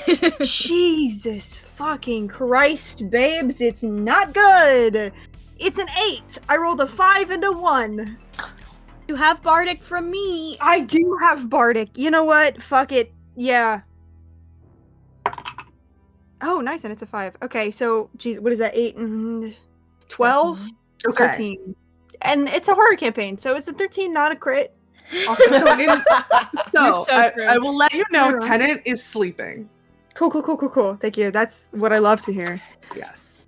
On a higher roll, I would have told you how to fix it. But That's okay. You Tenant is know, sleeping. it's alright. I'm a girl boss. I'm sure I'll figure it out. Oh, God. Okay, I have a nuclear option and a less nuclear option. Just slap the guy. Babe, do what you gotta do, because I'm up next, and there's not a whole lot that I can do, so... Okay. Yeah, no. I'm trying to save these slots, but at the same time, I do think Rose, who is already on the fucking brink of a panic attack, would go for the biggest option possible and the most sure option possible. And because of that, I'm going to cast Dispel Magic on Tenant at 3rd level. Follow counter spells. You bitch! I'm gonna kill that bird! Not if I get there first, and honey, you're asleep. I don't even think Soon as there I is wake up. anything I can do. Cool. Cool. Just kill me. No? I love you so much. Oh, Reed, you are so lucky you're not coming to LARP in February. Okay. then we're gonna go for the less nuclear option. I'm kind of like holding Tennant's shoulders. I'm gonna look up at Wallow with what I can only describe as like the cold, bitter rage of an archfey you've just fucked, which is not an expression I don't know honestly if Rose has ever made. Looks at Wallow and says, "You'll wait your turn." And then I'm gonna shake my husband and see if I can just fucking wake him up that way. You shake him, and Tennant, you groggily come to. Thank Oh my God. god. Hi, good morning. Huh? Just head immediately snaps to the side. Doesn't know where Wallow is, but somehow knows exactly where he is, and just fucking same stare down. And yeah. Okay, and it's Tennant's turn. Tennant, you're prone on the ground, but you can use half your movement to get up. I shall do that. Because There's no effects. You just fell asleep for a little bit. You're back no, that's fine. for literally less than 6 seconds. I'm gonna shoot the shit out of this guy. Shoot the shit out of this guy. Because Rose is flanking me, I can do that with advantage. And look how mad I am. I'm so mad and I'm so hot. I am right up in Wallow's face. Yeah. Nadette and Rodella are both engaged with Wallow, so yes. So that, Sorry, I don't said know Rose, I meant Rodella. I don't know advantage, but I do know sneak attack for sure if it hits. Okay. I don't know off the top of my head if it's advantage or not. I forget how rogues work. Can I? Okay, one sec. Here's. I'm gonna pitch. I think I'm able to grant advantage as a reaction with my fucking hawk totem. One sec. Let me check. Nice. Let me check. Yep. You have advantage. Have fun. Cool. Look 'em up. I have it anyway, I'm pretty sure. A 30 on the first one. Yeah, that hits. And, that's so close to a fucking natural 20. 19 plus 13, it hits. Yeah, both of those hit. You only get sneak attack damage on one, but that's fine. Yeah. I keep losing my guys. Okay. That's a 10. Sorry. Just for future reference, I just looked up sneak attack. So if you have advantage on the attack roll, you automatically get sneak attack. If you don't have advantage, then you can get sneak attack by if somebody is engaged with them, but that doesn't then grant you advantage. Okay. None of that sank in. I'm so sorry. No, you're good. You're good. I know. I clarified for my own brain, 19 and that's what plus matters. 14 is. I just looked it up. Flanking does also grant advantage as a separate rogue thing, like not related to rogue things. Yes, but Tennant is not flanking. Tennant's making a range attack. But like Rodella can get advantage on her attack because Nadette is right next to Wallow on the other side. Gotcha. D&D has so many rules. Yeah, I can tell me too many, dare I say. When are we switching to Fishblade, Reed? Fish lane. There you go. Fish lane is powerful. 37 points of damage. Is that for both attacks combined? Yes, combined. That's my husband. Okay. Cool. Is the action? Yep. Can I? There's nowhere to hide, is there? Not really. Okay, that's fine. Unless you want to try and like hide in Rose's shadow, but Wallow's looking right at you. Yeah, no, I'm actually gonna do what I tried to do last time. I had Hex on that friggin' dead thing. A bonus action, I'm gonna move it to Wallow. Perfect. What ability? That's one that they keep using. Remember, this is ability checks, not saving throws. Wisdom? Sure. Okay. That's Tennant. Yep. Ruby's up, Estrus on deck. Cool. I still have one more explodey arrow in my quiver that I didn't use in the first fight. So I'm going to use that. And because my brother deer just hit, I will have advantage to try to shoot this thing in the... Actually, first I'm going to recast Hunter's Mark. Sure. Doing that first. That's my bonus action. Order of operations, very important here. Let's see how we do. That is so many. 25 to hit. A hit. Wonderful. Okay, so we have the damage from the arrow. We have the fire damage that I believe it takes automatically and isn't able to make a saving throw because I hit him. That's correct. In his stupid face. And then I have my hunter's mark damage. I rolled good. 20, 24, 28 points of damage for the first hit, and then I'm gonna try to hit him again. So let's do this. It's not an advantage. Do not fuck this up for me. You've been doing so well. That's only a 19 to hit. I assume that misses. That does unfortunately. Miss. Okay. So the other shot goes wide. Was that second shot just with the normal arrow? That second shot was just normal. I'm out of explodey arrows now, unfortunately. You're good. Tragic. But it's okay. The explodey one is the one that hit, and that is all that fucking matters. And I believe bonus action. I'm not moving. So yep, that's it for me. Okay, thank you, Ruby. Estrus, it's your turn. Wallow on deck. Okay. For my action, I think my runes start to shift and a big heap of smoke starts to swirl up and shoots out towards its ears, and the smoke kind of goes through one ear or the other. I'm going to try and do Mind Silver, so they have to do a intelligence saving throw. Sure. Intelligence saving throw. It's a 21. Silvery barbs, he has disadvantage. I'm pissed. Nice. 18. Beats it, right? It's an 18. Yeah. Dang. Who do you give your advantage to, Rose? I give it to my husband. Cool. Tenant, you have advantage. You can use it whenever you want for anything.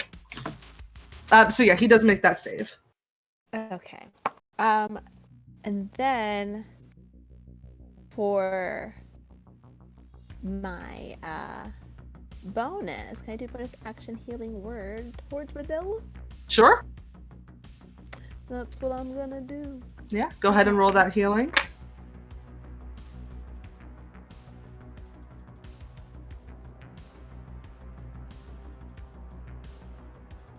While you do that, just let TT know how much that heals. We're gonna keep moving. It is Wallow's turn. I'm so sorry, Jess. Could you please make me another wisdom saving throw? If you put me to sleep again, I'm not putting you to sleep. I'm gonna come to your house and hold you oh so gently whilst I threaten you. Wisdom save.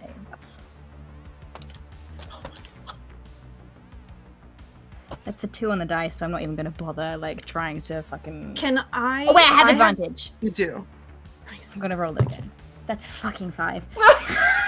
I have DM inspiration from when I did the recap. A little while ago. Bestie, do you want to use that on my? I'm using a different dice. It's okay. I still have 2 more.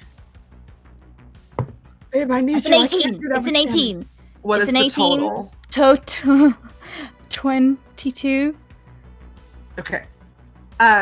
Nothing happens. And you watch as kind of that inky black that started to fill Wallow's eyes begin to dim a little bit. My eyes glow back, and I love it. And I just lower my head, and I'm like, I dare you, and I shrug it off. I love it.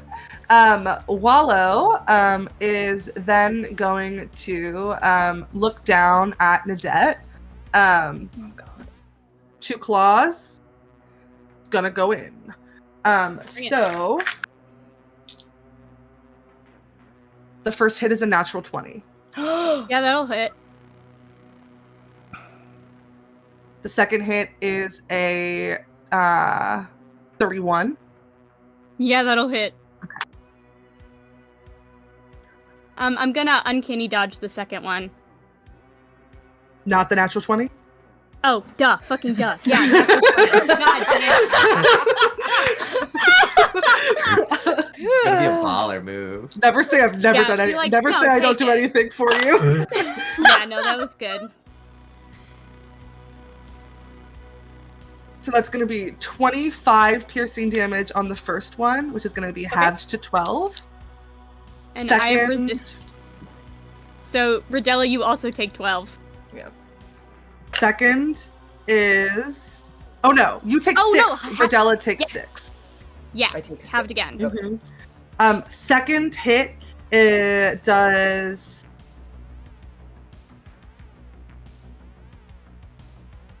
21 points of damage, halved to 10. So you take 5, and Rodella takes 5. Nadette is grappled. Oh no, you're not grappled yet. It's gonna make one more attack at you though with its mouth. Bring it. 26 to hit. Yeah, that hit. 19 damage, halved to 9, of which you take 4 and Rodella takes 4, and now you're grappled. Okay. Okay. Wallow's got you in his mouth. Okay. That's Wallow's turn. It's the Layer's turn.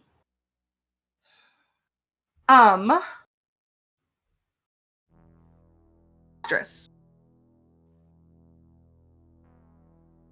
Could you please make me a wisdom saving throw?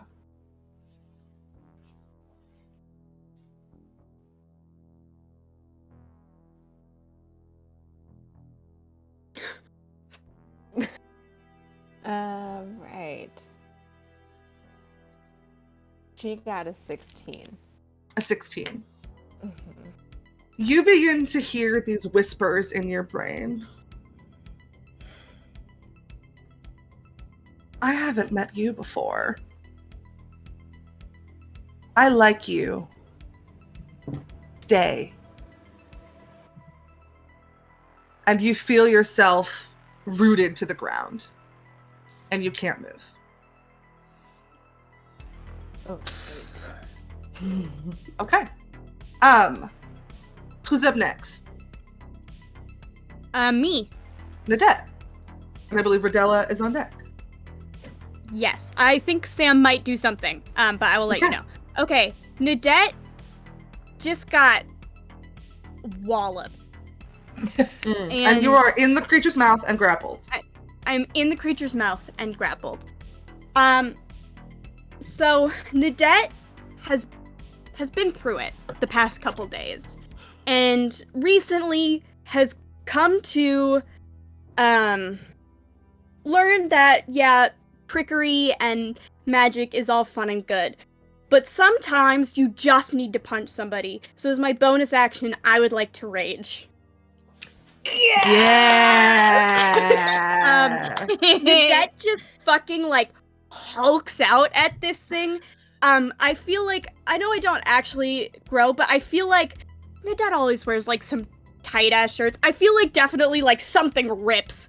Like a corset seems splits open as Nadette just goes fucking ham. And I would like to make I would like to try and break this grapple, please. Sure. Make me an athletics check. I believe you have advantage because you're raging. Yes. That's my sister.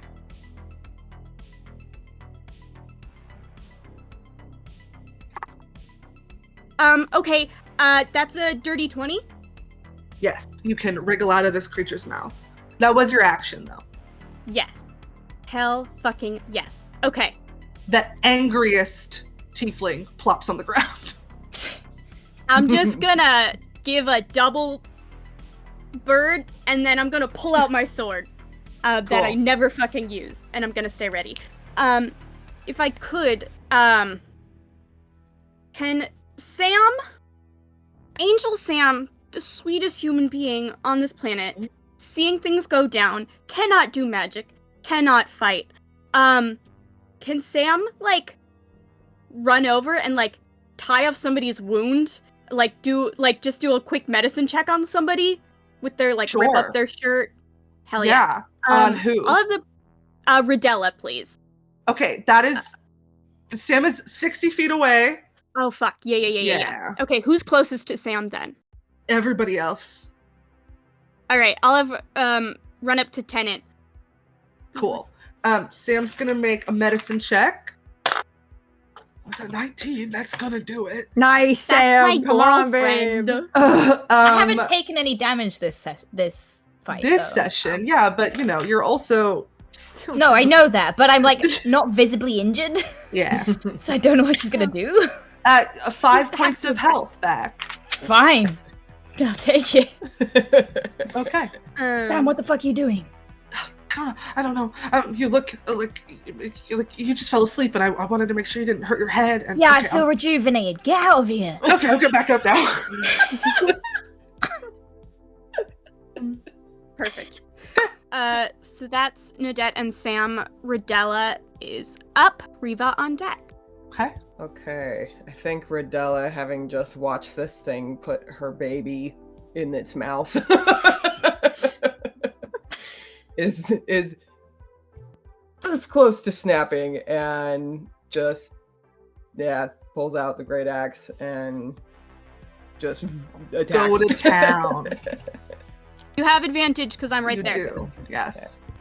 Advantage on both attacks.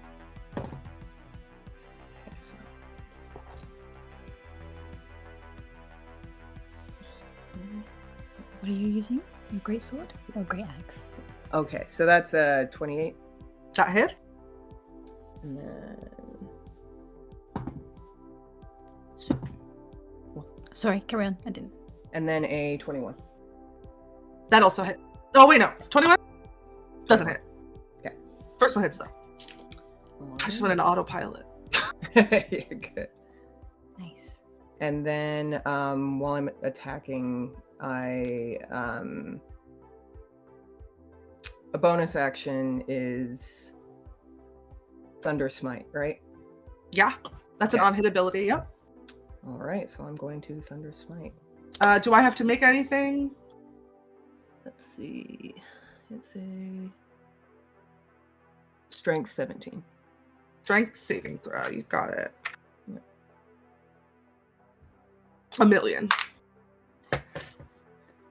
34. 27. Okay. Okay, so you don't get pushed. You don't get knocked prone, but you do take But that- 27 points. The extra damage. Yeah. 27, you said? Yeah. Okay. Yeah, so Rodella just pulls back and just fucking wails on it. He is starting to look bad. Okay. Starting. Rodella's gonna look at him in the eye with the axe like sticking out of his arm or whatever, and just die, fucker. just like the tiniest sound between gritted teeth. And we're gonna go to Riva. Riva, Rose is on deck. you are watching as your mom starts steering the ship. You're moving on this kind of seemingly endless body of water. And she's taking like shaky, deep breaths from behind the wheel, still trying to like collect herself. I approach behind and I put my right hand on her left shoulder. How old are your kids?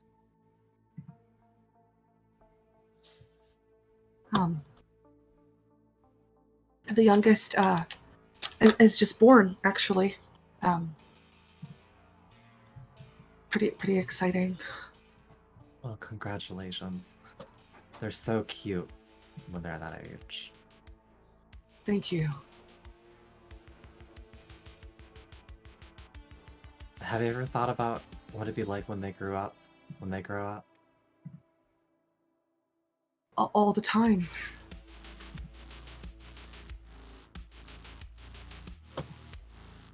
What do you hope? What do you dream?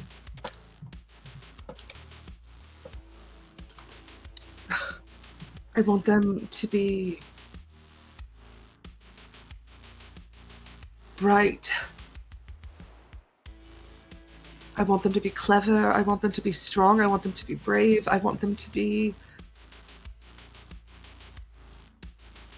braver than I am.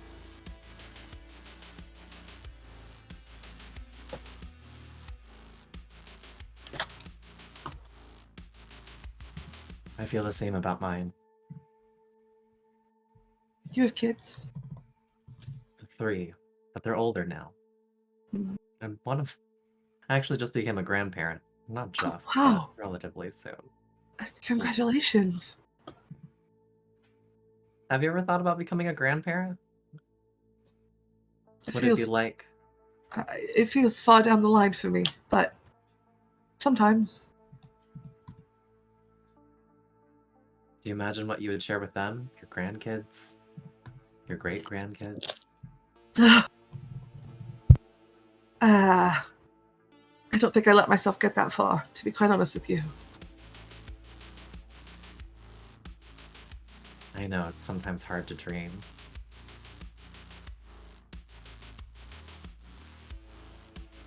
I feel like I'm always dreaming. What do you mean by that? I feel like, I don't know, every day feels the same. Every day feels like I'm not getting anywhere. I always feel like I'm dreaming. How long have you been out here? I just got here yesterday. I don't know what type of check this is, but based on what I've deduced, I want to figure out what manner of illusion this is, or what exactly something weird and magical is setting off all of my alarm bells. Sure, make an Arcana check.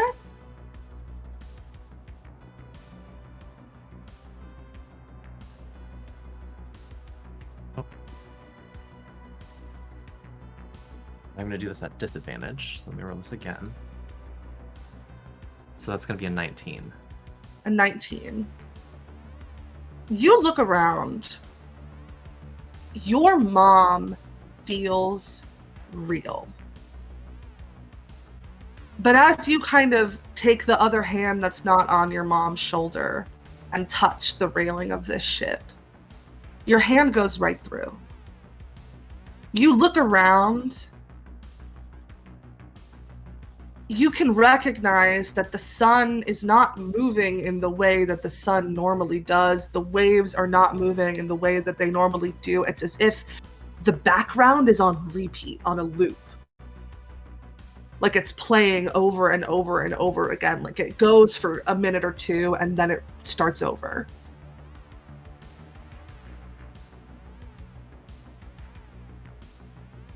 As a wild Hail Mary, as I check my pockets, do I have my phone on me? Yeah.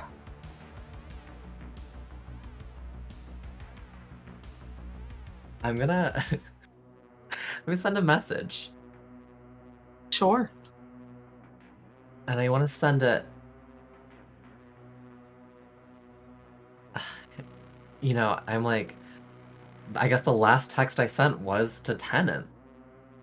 And so I think it's the first contact that pops up. And I think I text Shatter the Ruby. Breaking And out. that is where we're going to go to break. Don't change that Twitch channel. We'll be back. See you in a bit.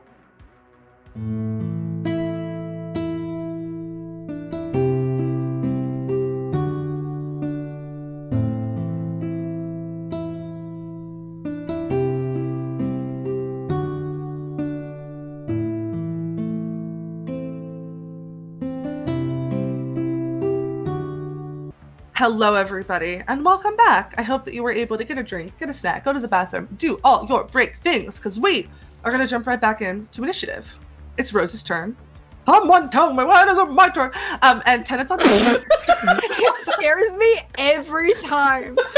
But no, you're so true. I have to disclose, Bad Girl's playing in the background of my earphones. I am going to harness that energy, me, James the Human Man. And I think Rose kind of like, having been crouched down to Tennant, like stands up and their eyes return to Wallow. And there is just like a fucking fury in them, and she starts to just kind of like whisper these weird discordant strains of Sylvan that at like times sound like there's two voices and then one and then three. It's the weirdest shit. It doesn't even sound like modern Sylvan. Like, it just sounds like Rose has dredged up some weird decades-old archfey, and it's talking through her. And with that, I am going to try and fucking bestow curse this guy. All right. What do I need to make? I honestly thought you were going to counterspell it, so I wasn't prepared. It's a wisdom. Behind the wisdom curtains, he saving had throw. one counterspell. It's gone. Oh, fuck yeah, that's a relief, huh? Wisdom it's a wisdom saving saving throw. throw. That is an 11. That's a fail. My I'm DC going is to use fucking 19. my first legendary resistance to succeed. I have a question for you, Snail. And if the answer is no, I'll still love you, but I will be mad about it. But like in a friendship way, if I take my first level of exhaustion this entire game, can I try to, even if it's like a roll-off, can I try to override that? By just channeling as much fucking magical energy into this as possible. 2, and I won't make him roll. He'll just fail. Okay. Okay. Okay, wait, actually, can you remind me what 2 levels of exhaustion is? That's just Your ability check disadvantage and speed halved. Yeah. Baby, that's fine. I've got a 40-foot movement speed. I'm fast as hell, and I don't need to go anywhere. Yeah. Cool. Fine with me. Oh my god, I did think it was gonna work on the first try. I'm so excited. Wow. Folks, it is Rose's turn. Talk to me about this spell. What does this spell do? I had prepared so much for this to be like in moments of grief because I thought it was gonna take a long time. I think as Rose kind of like Simple guy. You've given me 2 levels of exhaustion. Do whatever you want. Oh, shucks. I think as like Rose's eyes are fixed on Wallow and their hands are still shaking from everything this is bringing up, from being trapped underground in a dark space where they have no control and having just seen Tennant hit the ground even though he was only asleep. I think Rose curses Wallow with memories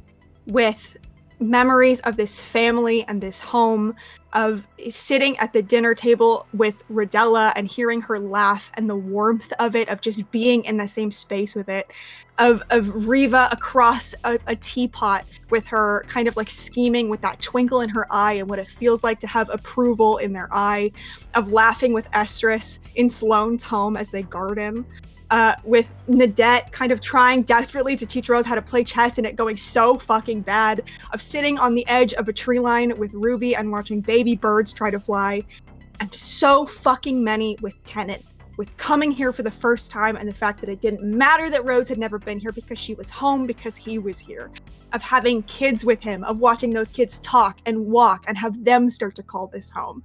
And as I am trying to fucking flood Wallow's mind with memories of what it feels like for us, the family, to be here, our fucking home, I would like to curse him so that he has to make a saving throw against my DC every turn or he cannot fucking do anything. His turn is wasted. And he does that every single round for the duration. I've cast it at 4th level and marked it off. That's 10 fucking minutes. Take a point of inspiration. Tell me, bitch. Take a point of inspiration, James. That was beautiful. Thank you. I'd love to do that. All right. And then I'm gonna back up 10 feet. Yeah, you can surely do that. Okay. Thank you so much. It is Tennant's turn. Who's on deck after Tennant? Ruby. Tennant, your phone buzzes in your pocket. Through object interaction, you can open it and read the text. If you would like to. You don't have to. But your phone does buzz in your pocket. I think Tennant has to tear his eyes away from Rose, but knowing that there could only be one person really texting, and if it's gonna be fucking Carl, I'm gonna fucking kill him. But it's not even Carl, it's Crawl. It's even worse. I do quick. It's not gonna be an action or anything, is it? Free action. You can. Okay. Yeah. Yeah. It's a Shatter the Ruby. Free me. Okay. James, I love how we same brain things sometimes. Talon watches Rose cast this what must look like an immense amount of magic, and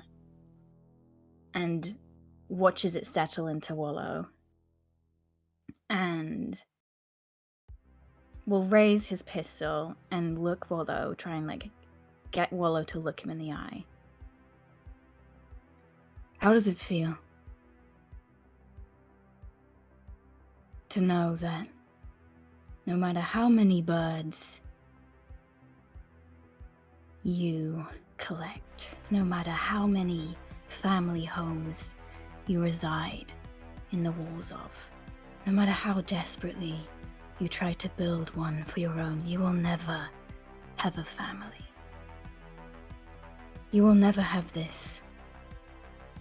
And you can do what you want, but you will not break it because you do not know it. And I fire at the ruby. Make an attack roll. That is a 30. You raise your gun. You pull the trigger. Wallow is expecting it to hit it in the chest. And it goes low.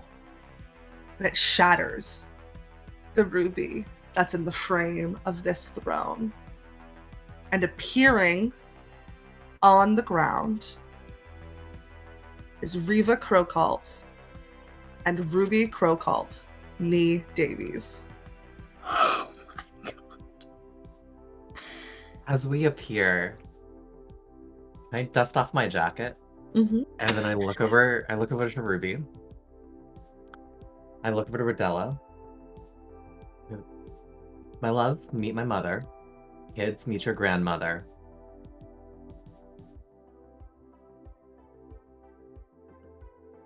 And Ruby looks so confused. And we're gonna roll her into the initiative order. Can I take my second shot? Yeah, absolutely. I think it takes a minute. But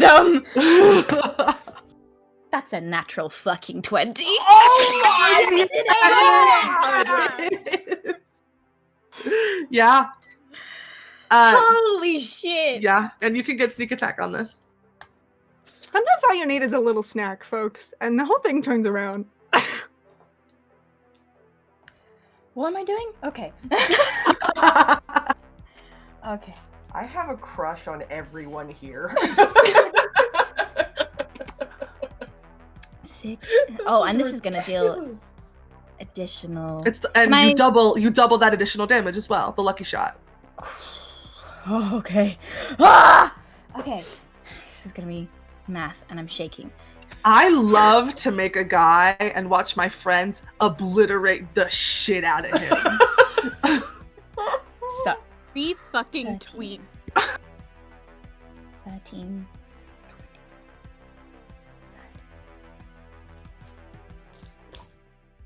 Oh.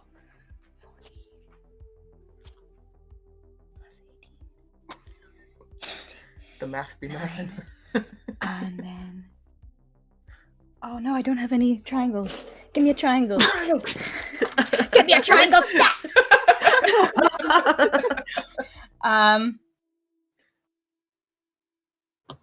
56 points of damage in that one shot. 6 points of Fuck damage. yeah. I want to make him hard. I want to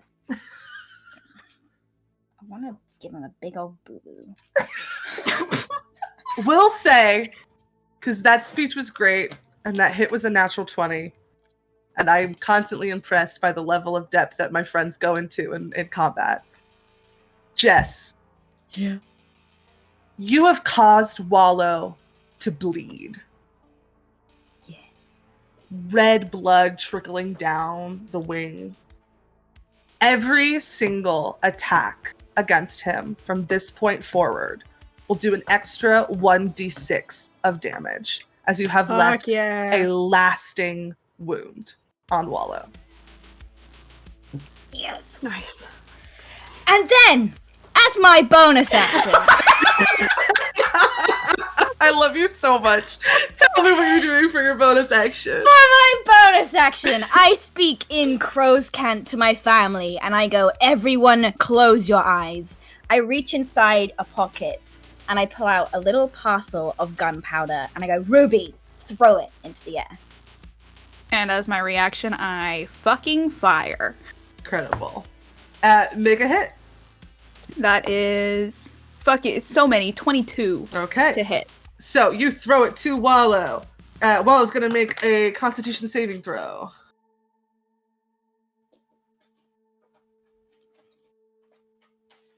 Do a bad job, Wallow. Do a bad job. That's a 13. That's a bad job. That's a bad job. You failed. So, would Justin roll the fire damage or shall I? You do it, babe. I rolled so many dice just now. Fucking D4. So, that's only going to be, that's 4 points of fire damage, but he is now blind for the next round. Incredible. Until the end of the next round or until the end of its next turn? That's a great question. I've got it up in front of me here. Until the end of their next turn. Incredible. Okay. And now, Ruby, it's your turn. Sick. Yeah. Ruby just fucking explodes this this pouch and then kind of looks at it, looks at Tennant, and is like, yeah, what he said. And I'm going to take 2 shots at Wallow. Okay. Go for it. And my first one is at advantage because my brother just hit it. Oh my god, we're so good at this. First one's going to be a 22 to hit. Yes, that hits. Okay, and that is going to do... I have so many dice that I can roll. 9... 12. And don't forget, it does an extra d6 of damage. Yes, thank you. So it's going to be 16 points of damage on the first one, and now I'm going to do my second attack as well. Nah, I don't think that's going to hit. It's only an 18. That misses. Unfortunately. And those are my actions, and then as a bonus action, who looks the most mega fucked up right now? Rolla? Huh? Radella. Probably Okay. Radella. Yeah, so kind of returning some of that that healing energy that Radella had given to Ruby before the start of the fight. I'm gonna give you a 3rd level healing word, which is not a lot, but it sure is better than fucking nothing, isn't it? Sure. So, one sec, let me roll this. I'm gonna make... Thank you, my love. No problem, and I will let you know how much that gives Cool. you. But that is I believe it it's for my turn. Estrus's turn. Wallow on deck. Am I right, Mara? Yes, Estrus, Wallow on deck. Just kind of like sinks back into their hip a little bit, just kind of like with pride, and a little smile gets on their face, and they look around and say, "Oh, we got a little fun. I think I will stick around." And they deep down into the floor, and you can see roots kind of growing from their feet and trail towards. They're like golden roots that trail towards Wallow, and I'm gonna do Earthbound. And those roots hopefully grab them so they can't fly. All right. What do I need to do? Strength saving throw. Okay. Oh. Blinded. This is a effect based on sight. I'm gonna give him disadvantage. So he'll roll it flat because he has advantage on saving those against spells. It's a strength saving throw. It is. That is an 18. Keeps meeting it. He meets it. I'm so sorry. It's all right. That's all right. But yeah. That was so cool, though. Yeah, and then I did a spell, so I can't heal anyone this time. Sorry, I thought I was gonna be able to. He hasn't flown yet, so I was like, let me try and trap him. No, it's a good idea. And that's all I can do right now. Okay. So yeah. At the beginning of Wallow's turn, he has to make a wisdom saving throw. It surely does. I also want to add something. Okay. When I attacked it earlier with my Rapier of Wounding, it is also wounded. At the start of each of the wounded creature's turns, it takes 1d4 necrotic damage for each time I wounded it. Okay, so he'll take 4 points of damage. Also, I would just like to say for clarity, I just double checked the spell, and if he saves on this, the spell is not dispelled. It remains. He still has to make saves. Yep. Just so everybody knows. That is a 16. He's That's going to use fail. his second legendary resistance to succeed. It's okay, he can have one. He's blinded anyway. So. Yeah, exactly. Can't see shit. Still blinded, is going to try and lash out in Nadette's direction. So both of these attacks are going to be made with disadvantage. I say both. All three of these attacks are going to be made with disadvantage. Going to start by trying to bite.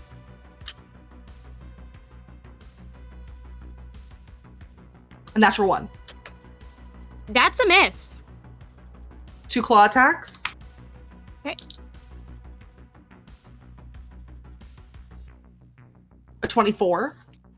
Hits. Another natural 1. Hell yeah. And I will cast Hellish Rebuke on Sure.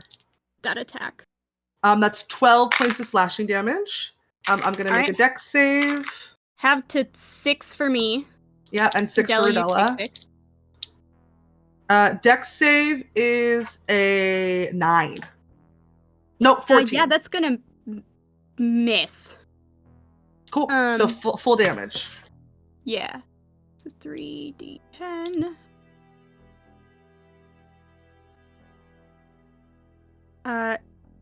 17 or 14 plus 8 is 22. That's the damage. Okay. From Hellish. You have done 300 points of damage to him so far. Okay. That's the end of Wallow's turn. The lair gets to go. Riva, I'm sorry, make me an intelligence saving throw. No, of course. I also want to add, Wallow can do a DC 15 con save to end the effect of the wounding. Let me try that. And let me roll for my intelligence save. DC 15 con save. Yeah, he makes it. Awesome. So that He can't fail. is cleared. He's a plus 15. That'll do it. I'm That's going cool, to though. add the D8 from the Bardic Inspiration. Sure. So, let's see. That is a 20 without the effect of Rodella's aura. You can add Rodella's aura to it. You So that drop would be a right by the 24. throne. That succeeds. Nothing happens. Who is up? Nadette? Me. Nadette up, Rodella on deck. Okay. Nadette is gonna has this sword and is gonna say, "Look, I understand you being mad at my family, but you come from my fucking girlfriend?" And I'm just gonna take a swipe at him with my long sword. And because Rodella's there, I have advantage, and I get sneak attack if I hit. Yes, you do. Okay.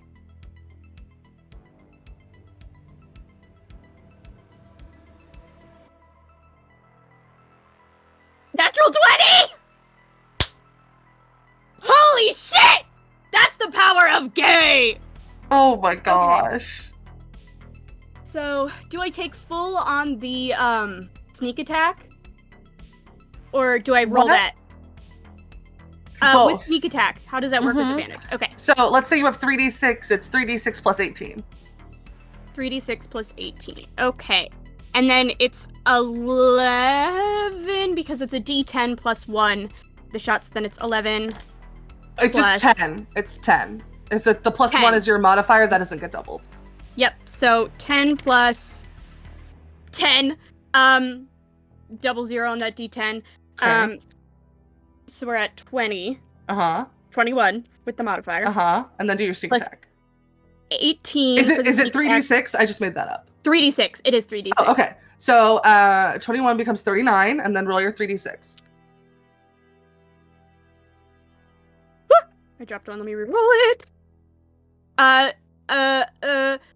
8 plus 5. So that's another 13 points of damage. 32 points of damage. Perfect. And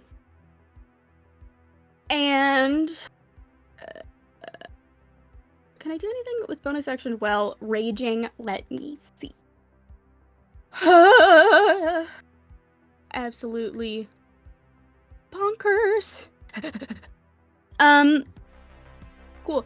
And then as a bonus action, I'm going to take I'm gonna use my cunning action to disengage. Sure. And that is the end of my Are turn. you moving or no? Yeah, I'm backing up, disengaging, backing up, like 20 feet. Yeah, that's fine. And I'm just gonna look at Sam and just be like, did you see that? Did you see what I just did? That was Isn't fucking cool? awesome. That was great. Right? Yeah, that was so cool. I'm so proud of you. I love you. I love you. And then get back in fighting stance and ready to go. And that's the end of my turn. Cool. It's Verdella's turn. Mara, who's on deck? Riva. Cool. Okay, I'm gonna take another swing with my great axe. Okay. Roll a hit. That's a nat 20. I have the picture. I have the picture. That is a nat 20. I rolled it on D&D Beyond. What Police the fuck? my Okay. mom. We are blessed. As today. your dungeon master, I would like to say that Rose's curse is just giving us all critical hits because Sir Dungeon Master, it is my obligation to tell you this. As a paladin, your on-hit ability of Divine Smite is also doubled. So if you, for example, would like to use a 4th level spell slot, you can do an additional 5d8 damage doubled. All right.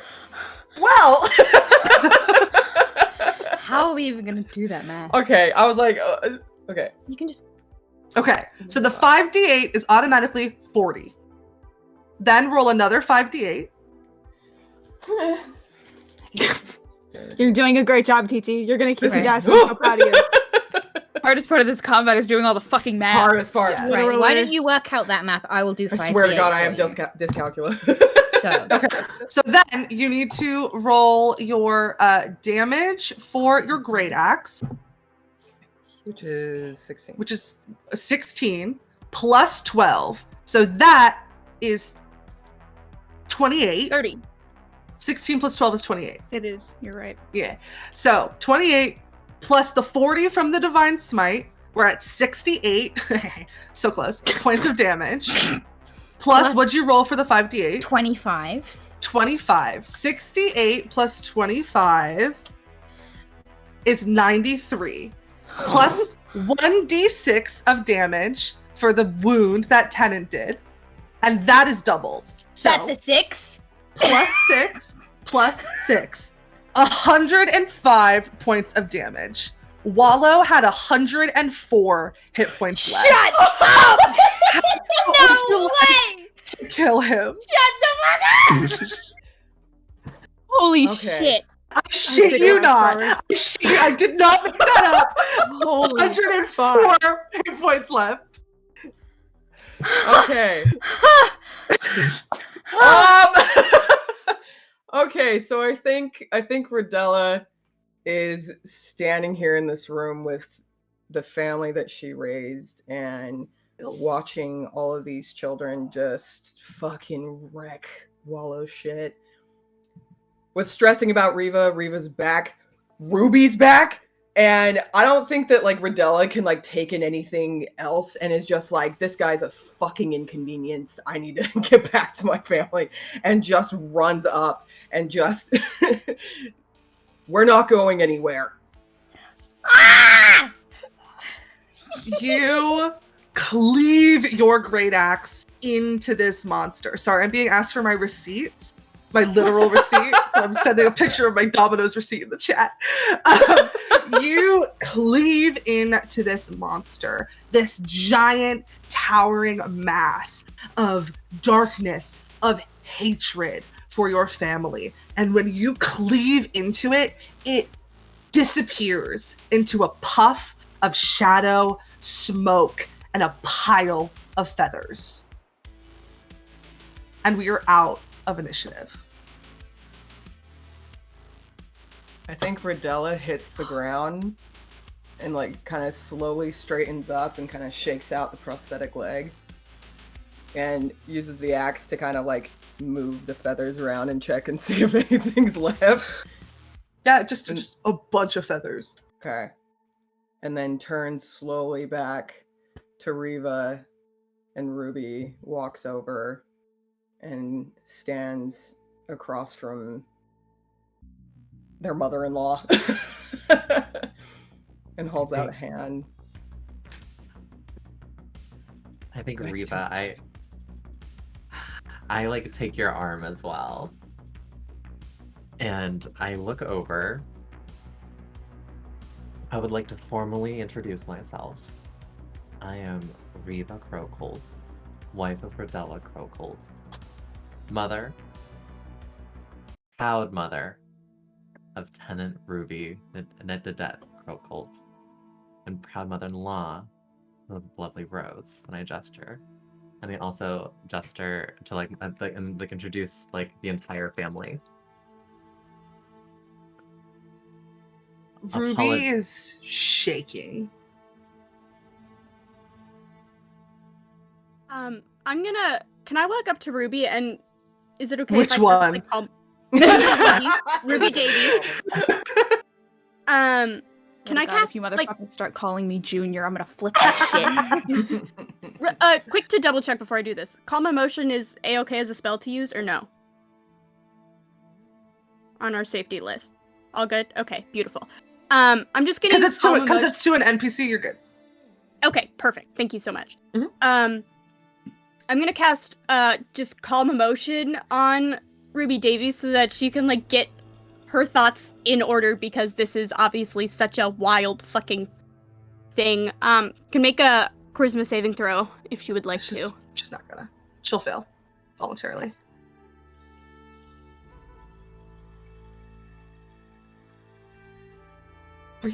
Reva?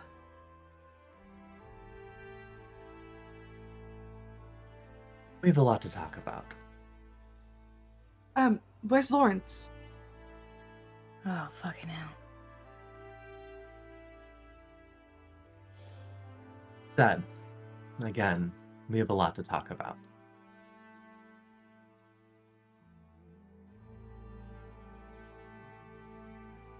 Hi. Nice to, hi. We need to get out of here. I need to get out of here. And I take Rose's hand. I think the minute the spell dropped, Rose kind of sagged against you a little bit. So Yeah, both arms are just around you. I'll meet you all above ground. I got some things to look after. And Ruby just darts into the hall, and I don't know if anybody else wants to do other things, but I'm on my journey now to find my birds. So. knowing what you're probably looking for, as you walk out, I'll just kind of shout out a little, please be careful, and I'll give you my last bardic inspiration. Yeah, you too. What I was gonna do. You still can. They There's two bardic inspirations. I mean, I'm not gonna say no. But there'll be 2 checks, Mara. There'll probably be. She's looking for 2 birds. 2 checks. So true. As soon as Rose does that, Nadette interjects halfway through and goes, I love you. You look really hot, and I give you my last bardic inspiration. I love you, and I know that's a lie, but all right. No, it's not. We have to work on your self-esteem. Christ. I'm covered in blood and dirt, and yeah. And you look hot while being covered in blood and dirt. Yeah, whatever.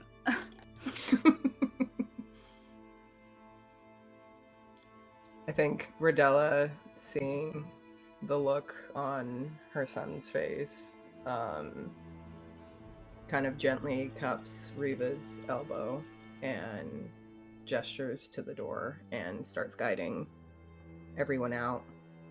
And as Rodella passes Nadette,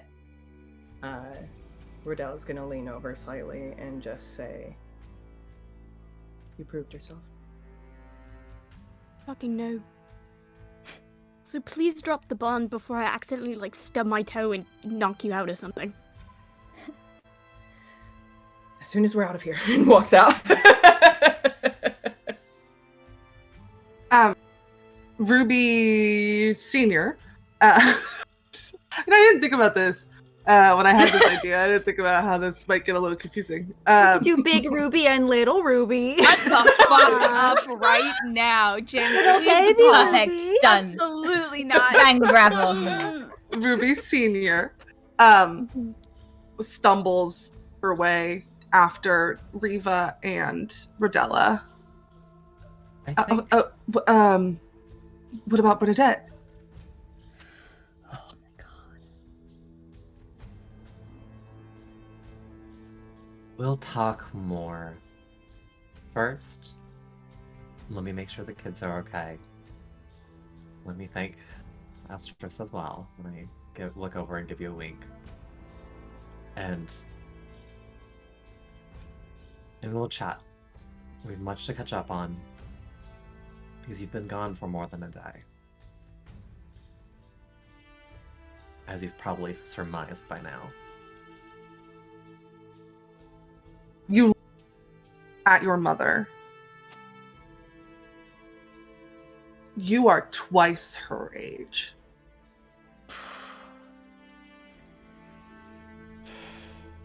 And you come to this realization at the exact same moment that she does.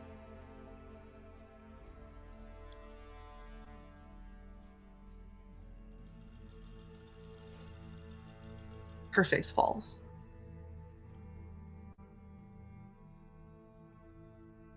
Okay, yeah, we can talk. Right this way. Just follow me.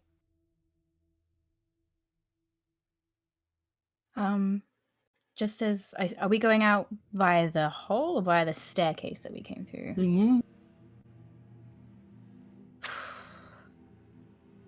I think if Ruby went in the direction of like the hole, I think we'll like follow Ruby as far as we can. Ruby going deeper into the cavern. She's going in the direction of the staircase. Okay, then I think Tandem will kind of lead Rose to the staircase and take her up the stairs. And just as they kind of begin to crest out of this underground maze, we'll just pull her back by the wrist and just take her by the face. You are incredible. Just realizing that No, I tell myself several times a day, but that was... It's good. Are you okay?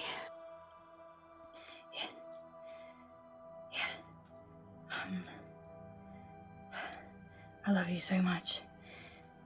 I love you. I'm gonna go after Ruby. I can't. You know I can't. Okay. Yeah, it's okay. I think like reach up and I kind of just like push some of your hair back a little bit and just cup your face and meet your eyes. It's okay. It kind of looks ahead at this like retreating form of his grandmother and just... No, I can't deal with that right now. I'm very charismatic. I'll deal with it after I throw up outside, and then I'll deal with it. Please sit down. Please. Yeah, I'll deal with it from the floor.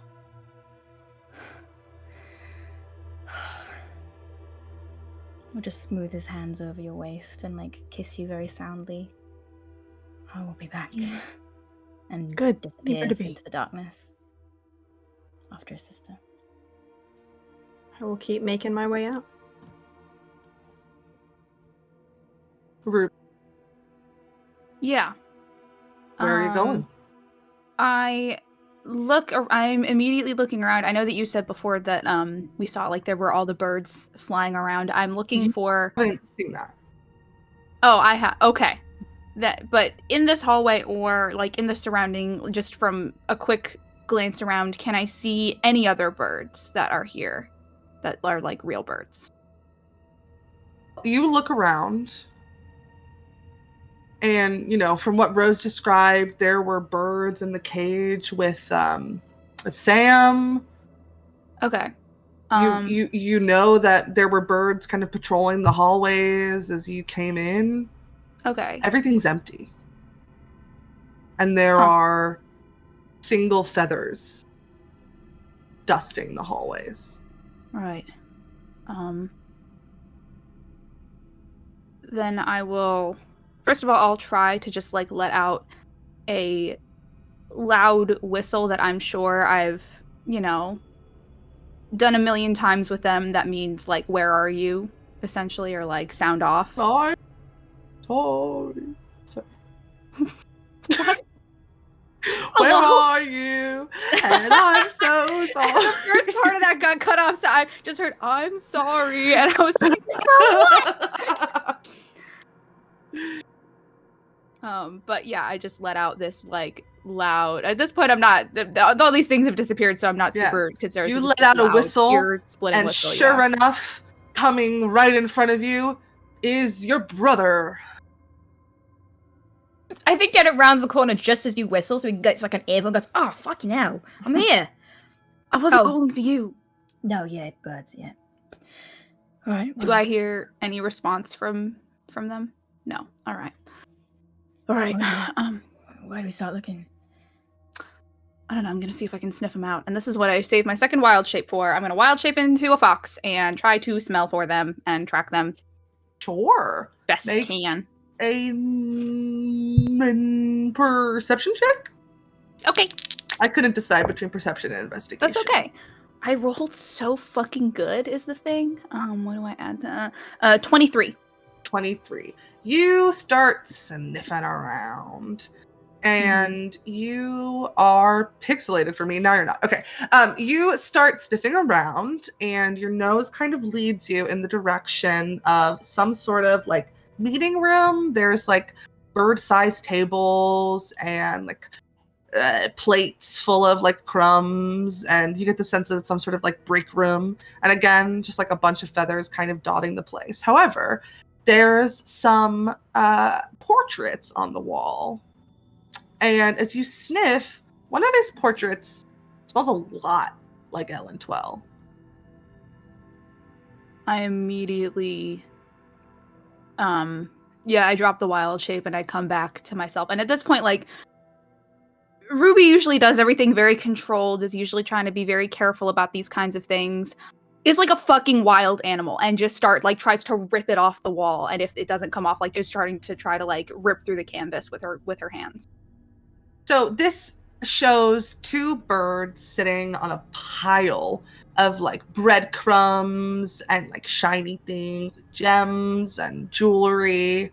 And you start like ripping through it, and you're met with resistance. And it doesn't appear to be like destroying it or damaging it at all. But as you're looking more at this, they start to move and kind of like peck around. What did he do? What is it?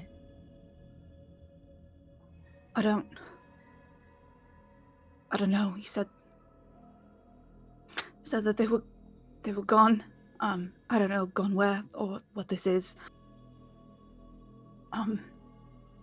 If this is Wallow's magic, surely it should be dispelled. I don't know. And I'm gonna try to do the whistle again and see if the birds in the painting respond to it. Their heads immediately whip in your direction. Can you hear me? They both nod. It's time to come home. They kind of look at each other and then like look down at the pile that they're sitting on. But the stuff. Oh, you two scared me so bad. You watch as Elle kind of leans her beak down and picks up a little golden ring, and then kind of puts the beak through the painting and like drops it into your hand. Thank you. It's good stuff. It is. It is good stuff. Just if you could just come out for a minute. Okay. Elle flies through, followed by 12. I immediately drop to my knees with one of them in each arm and just fucking hold them for a minute. They start like pecking at your tears. Stop. Stop. Stop. Stop. Stop. I just dropped You to two one gave knee me and the start like rubbing pride of your my back. life. What were you thinking? We wanted to bring for the rest of the team. Oh. We didn't mean to scare you. Sorry. We just couldn't leave once we were in there, but we thought we'd leave eventually. It's all right. It's all right. Hey, sorry. You didn't do anything wrong. Sorry. How long were you in there? Time is... Hello?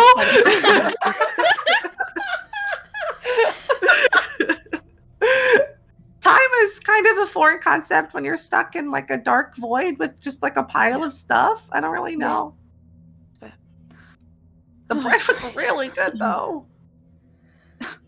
It never went bad. I was expecting it to go stale, but it just didn't. All right. Look, we're gonna have a very long conversation about accepting bread and shiny things from strangers, when we get back, but we're gonna go back to the house. All right, just... Wait. Do you have like a bag or something? Going back to the house. Yeah, But don't push it. we want to bring gifts for the rest of the birds. I know. I think having you back is gonna be gift enough.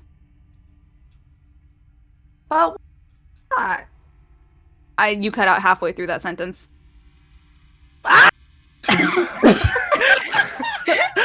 just wanted to do my silly bird voice, and my mic doesn't like it. The mic does not like it. The mic said no. But what if it's not? What do you mean? I mean, Well, like, what if? I don't know. It's something You special. two- I want to give them the something both of you special. are something special. The both of you are enough. I promise. All right, just... We gotta go home. They kind of both look really sadly at the painting. But neither of them are going to fight you on it. And I put one on each shoulder and stand back up, kind of brush away some tears that barely just started to fall. All right.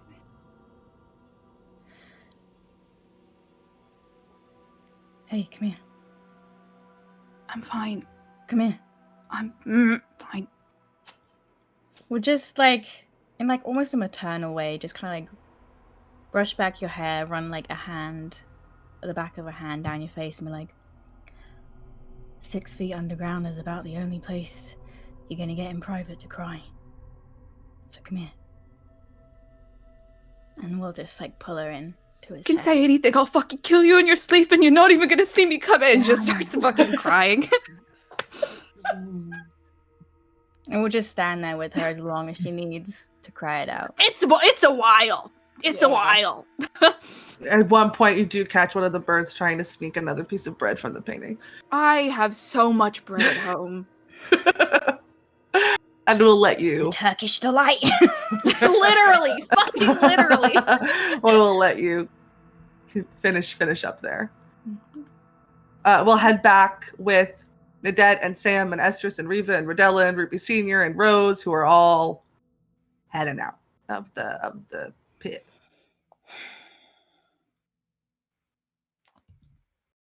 I think Nadette is just kind of like arm around Sam, kind of leaning in, rage has stopped and is just really tired, and is like, so, kind of falling behind the group so they can talk a little bit, like, guess what?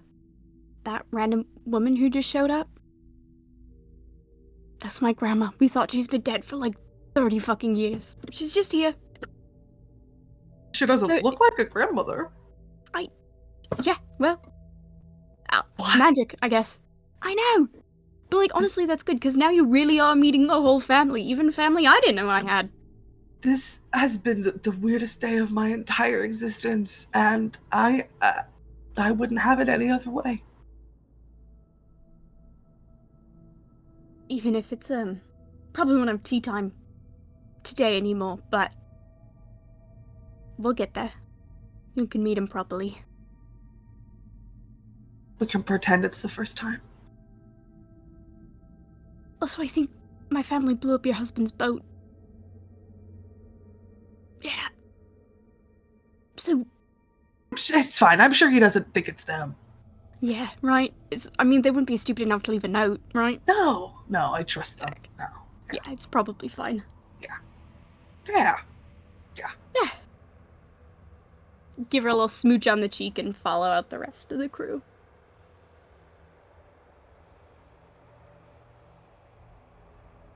Rose, Estrus, Rodella, Riva. I'm sure I'm so slow right now, so I'm just at the back, probably trying to hide the fact that I am walking so slow right now. I feel like probably after they've had this conversation, Nadette and Sam have kind of fallen in line with you walking slowly. I think after like a beat of silence, Rose, who's been like very much like staring at the floor. Jesus, James. Staring at the floor, kind of like counting the steps very consciously to like stay calm. Like blinks and processes you're there, and so Sam. Welcome. Hi, we've met, but I feel like I should introduce myself. So hi, I'm Rose. Hi, I'm Sam. We've met. We came here to. Yeah. Okay. Are you okay? Yeah. I'm doing really well. Just Make a deception. Yeah. I can't roll below with a 10. disadvantage because of your exhaustion. You're so true. Roll my 2 big chunks. Ooh, that's okay. They're both below 10, but I physically can't roll below a 10, so it's still a 23. You've tied.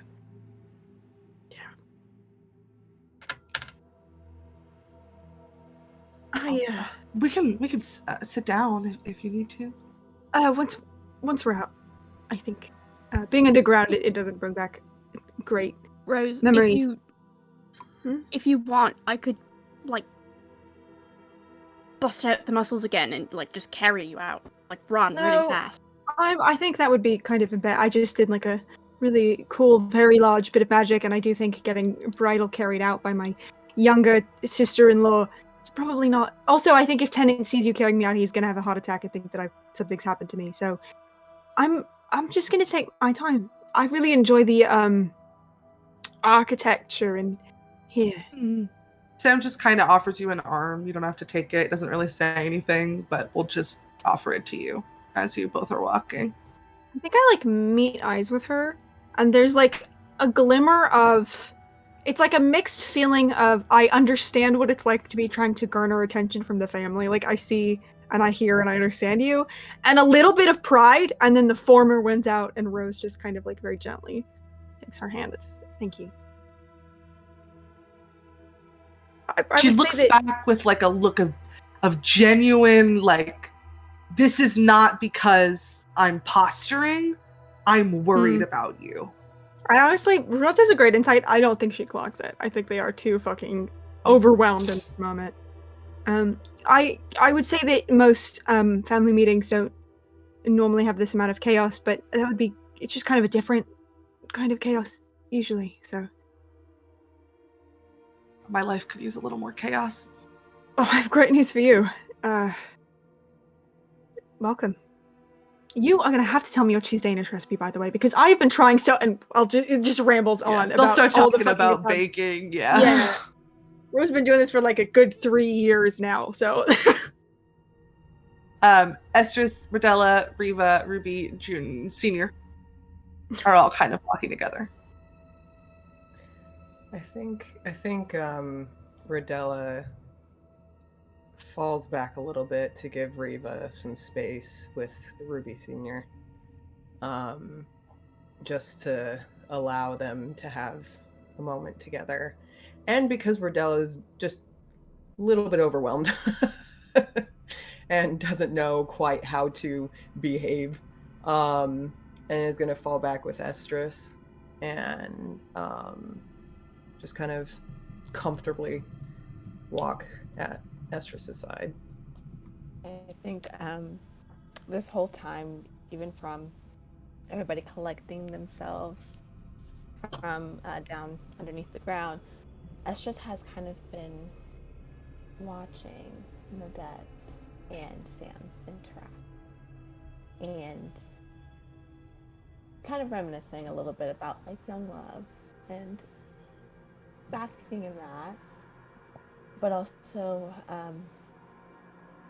Estrus is, they look good, but right now their worry lines are kind of showing. They typically like they moisturize very well, but you could see like their face has settled in a way, right? Where you could see that they're a bit and they're looking over their shoulder a bit as everyone's been talking. And as you bump into them, they say, "Hey, sorry. You did a really good job down there." I think we got very lucky. Luck. Think it's luck? I think A little bit people of are pretty skill. skilled. Yeah, I was about to say. I think you've done quite a good amount of training with everyone here, right? So Yeah. skill's definitely in there. Yeah. They look back a little bit once more and look up at Rodella and say, Nadette's young. Right? Astute observation. Thank you. It's just at her age, I feel like many others dealt with a lot more. So very new to all of this. Doesn't really know fully what it's like to be in all of it.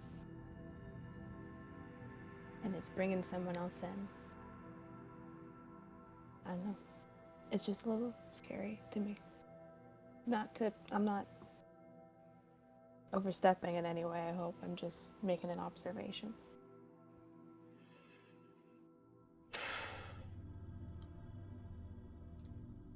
Unfortunately, there's not a lot of control that we have over who does and doesn't choose to come into this family, but... Yeah, just a warning. A good warning should be given, I think. Sometimes, I mean, it's... Like I said, Nadette doesn't really know, really, like everybody else does, right? They're still learning. So how can Sam?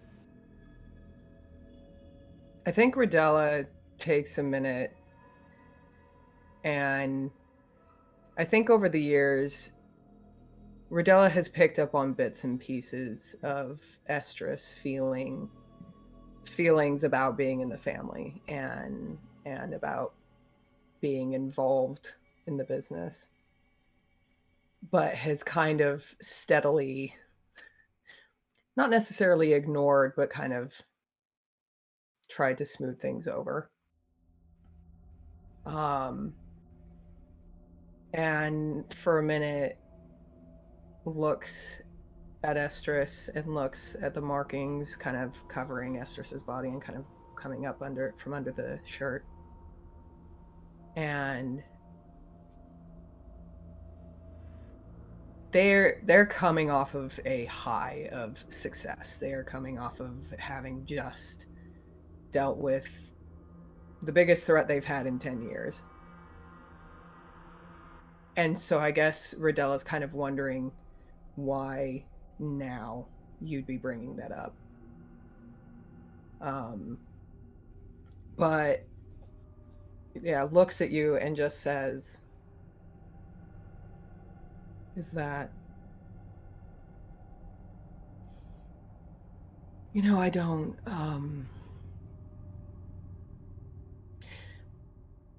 I knew what I was getting into when I joined this family. Thoroughly.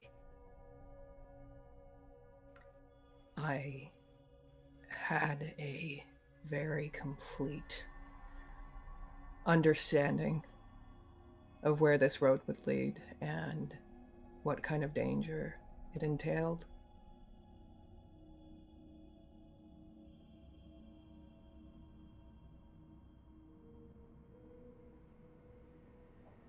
Did you?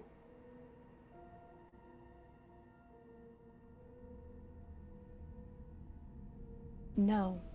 And she looks back over her shoulder. She goes, I was young and dumb, but madly in love. So here we are now. And I'm glad that you know, or you knew what you stepped into. That's a gift that not many have. And it's a gift you can pass on.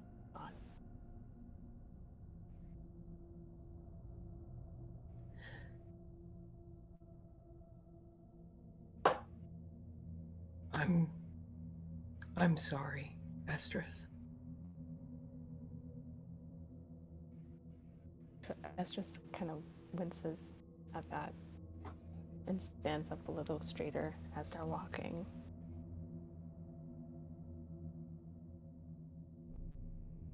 It's like, you're sorry for what, me not knowing? No. I'm sorry for what happened on that mission.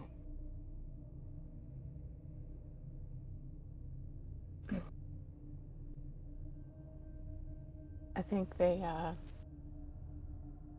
bows, even though it's sheer, I think they kind of just like cover up a little bit more their tattoos on them.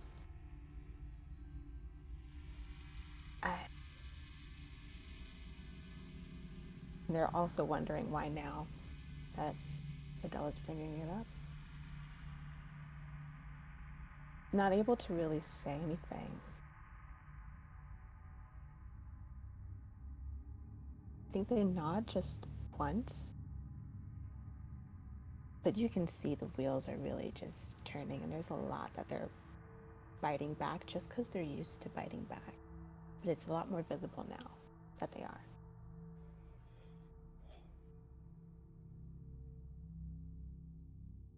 Yeah. Okay.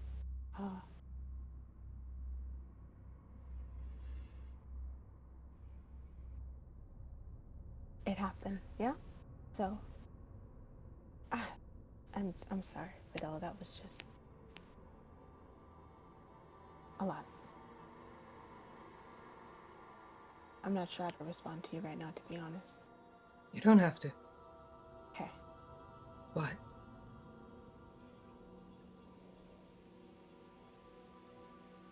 I didn't...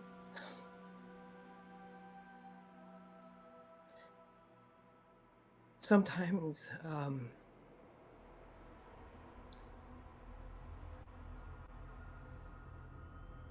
sometimes I'm a little bit of a coward. And if you, at any point, would like to speak to me about what happened,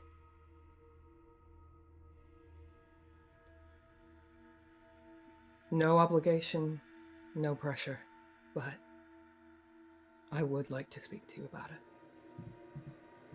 Someday. And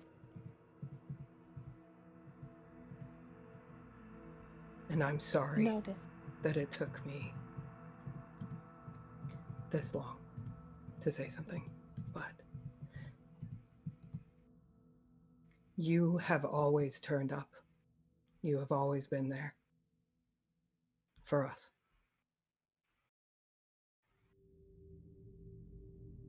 And I know that when you're not prepared for something like this, that's a lot to ask. And I'll speak to Nadette.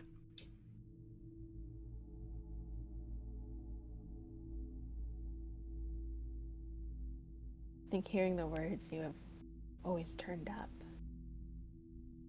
And in this moment, Estrus is reliving a moment of feeling abandoned. I think they kind of reached the gate, and where there's a path to head back to where their cottage is. Kind of step to the side, and they give one more look, recalculating, like negotiating things in their mind.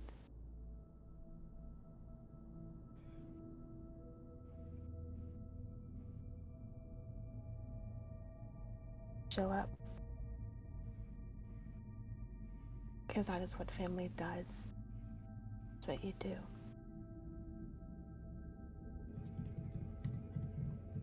And there's not a time, although I might give attitude here or there that I won't show up. I just ask that when need be, you do the same for me. Not years later with an I'm sorry.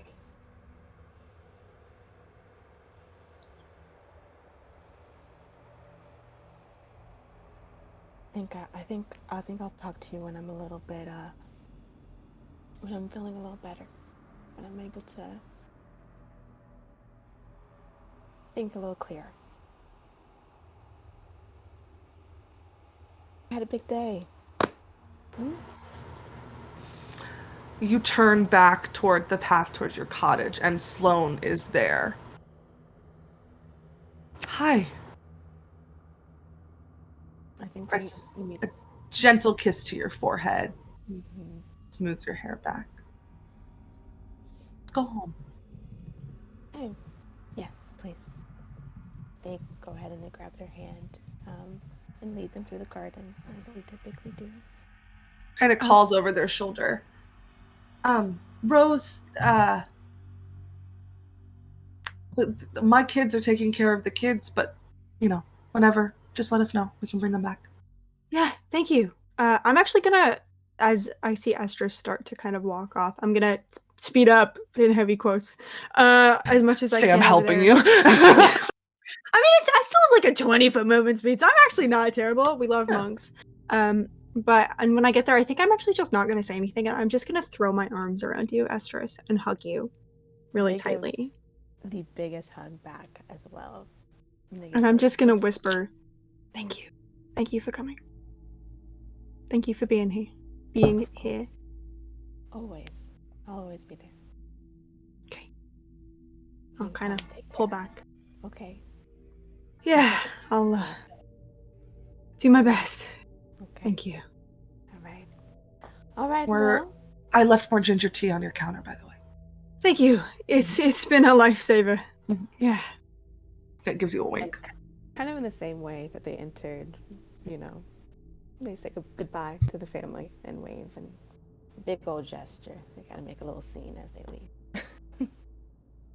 And arm in arm, Estrus and Sloane can walk away. We're going to rewind a little bit back on this walk. Riva and Ruby Sr. We can call Ruby Ruby Sr. without calling you Ruby Jr. I'm calling her Ruby Sr. I'm gonna make a face about it every time. calling her Ruby Sr. so that you can just be Ruby. Okay, thank you. Yes. I think I'm gonna start. It's with Rodella moving backwards, and I'd give a gentle squeeze to her hand as she drifts back, and then we separate. And I think the first thing I say as we're walking,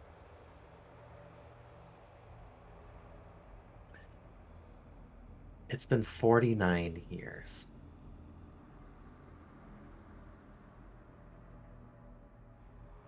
$49.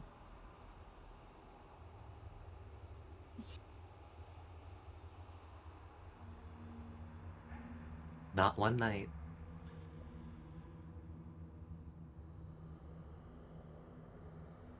$49 years.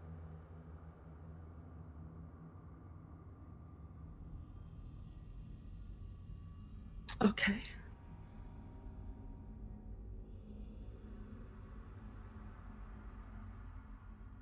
I was 10.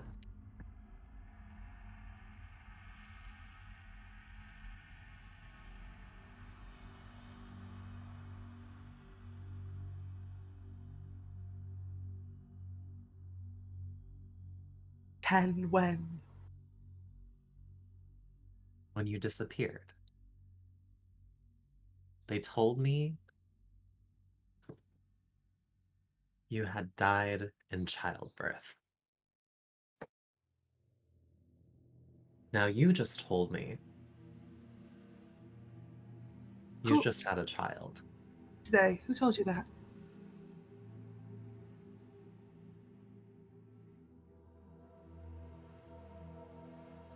Looks at you.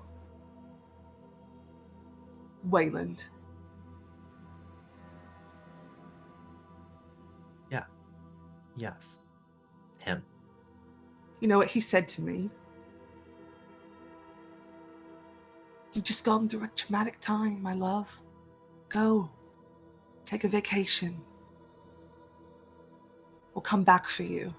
That's what he fucking said to me. Telling me I've been here 49 years and he never came back.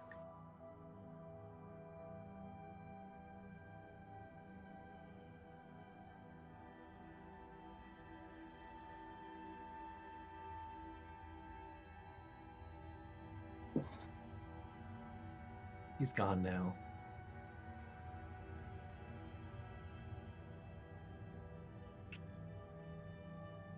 Why did you come here? What happened?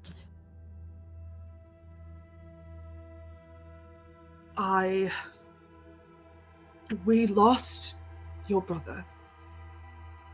And I What do you needed mean? time away. I don't want to go into detail about it, if that's all right. But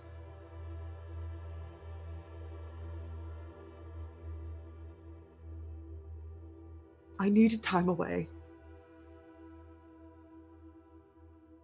I needed to put my feet on solid ground again. So I was given a boat and an opportunity to grieve how I needed to grieve.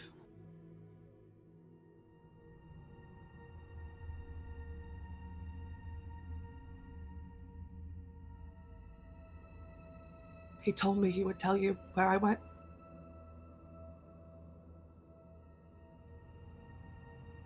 He's a fucking liar.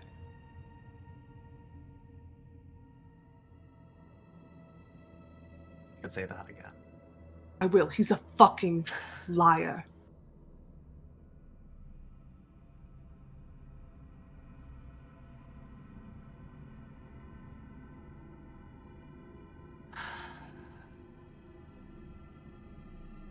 I give my mother's hand a squeeze.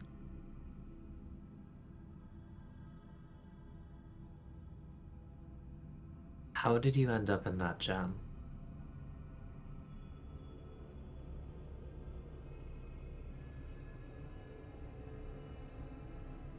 I wish I knew.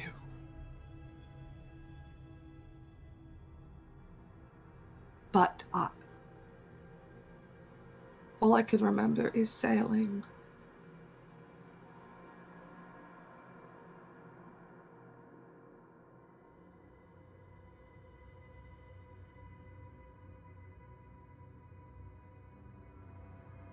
All I can remember is convincing myself that I was dreaming and I would wake up back on the boat with you and your sister.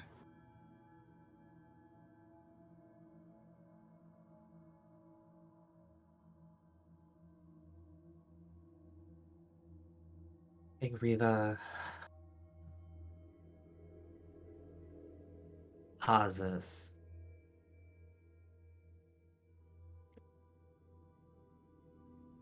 We missed you.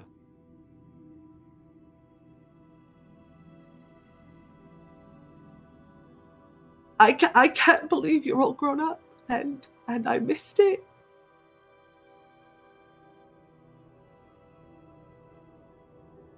I promise. I can't wait to introduce you to my wife, my kids, to your great grandkids.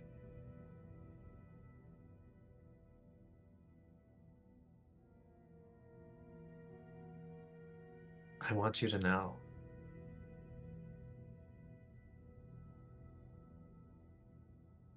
that we are more than you can ever imagine.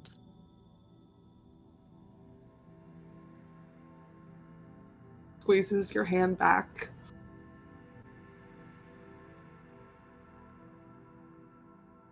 I only imagined the greatest things for you.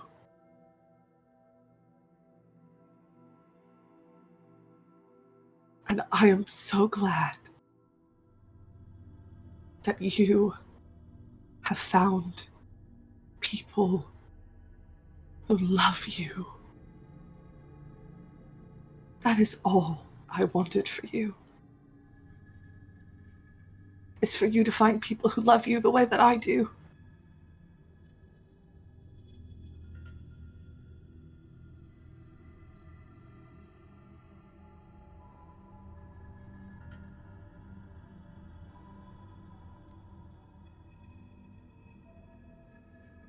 My mom.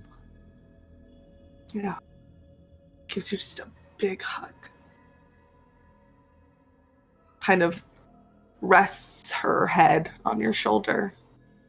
Very carefully, not entangling your horns. Rubs small circles into your back. It feels like home.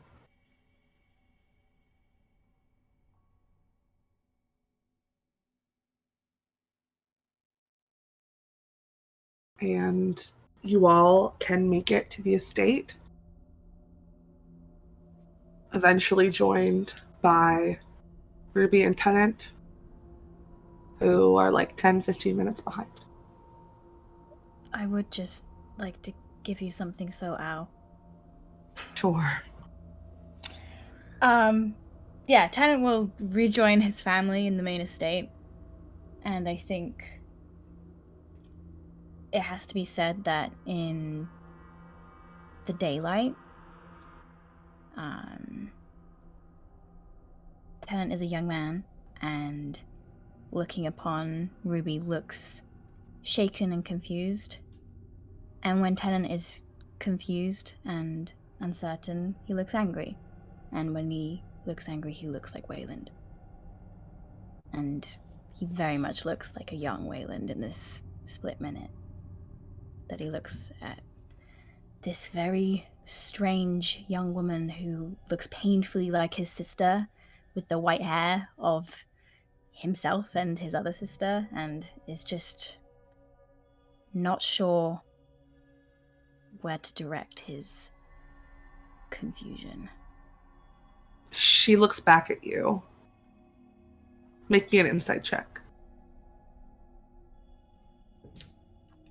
That is a nat 1. That's Oh, my so husband. good all session. It had to happen. Really confused. She looks back at you. Eyes meeting yours. And immediately looks away.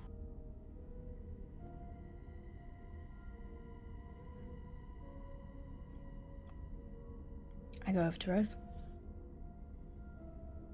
I think Rose. Do I have to roll? Can I clock the like sudden kind of awkward tension in the room? You just gotta roll above a nat 1, my love. But yeah, roll. You never know, truly. Oh wait, I have disadvantage on this, don't I? You Okay, do. There we go. It's a 2, but it's not an nat 1. It's above a nat 1. Yeah, You you and can me, get babe. strange energy from the room right now. Cool. I think Rose kind of like feels the tension and has been like kind of like leaning a little bit and like looks around at everybody and looks at Tennant, and it just like the weight of her exhaustion kind of like taking over her. I think like just a really awkward like laugh and then goes, well, I mean, I hate to say it, you know, with the past couple days of stress we had and, you know, with the baby, but I can use a nap. And then realizes what they've said. and looks at Tenet with the most "oh fuck" expression on her face. And that is where we're going to end the session. Thank you all so much for joining us for today's episode of Tales from Beyond Crow Lane. Thank you again to Sweet for guest starring in not only the one episode we asked them to, but also the second one that surprised we asked them to as well. We love you all so dearly. We will see you next Sunday to see what happens next. See you next time. No. Bye. Love your mom.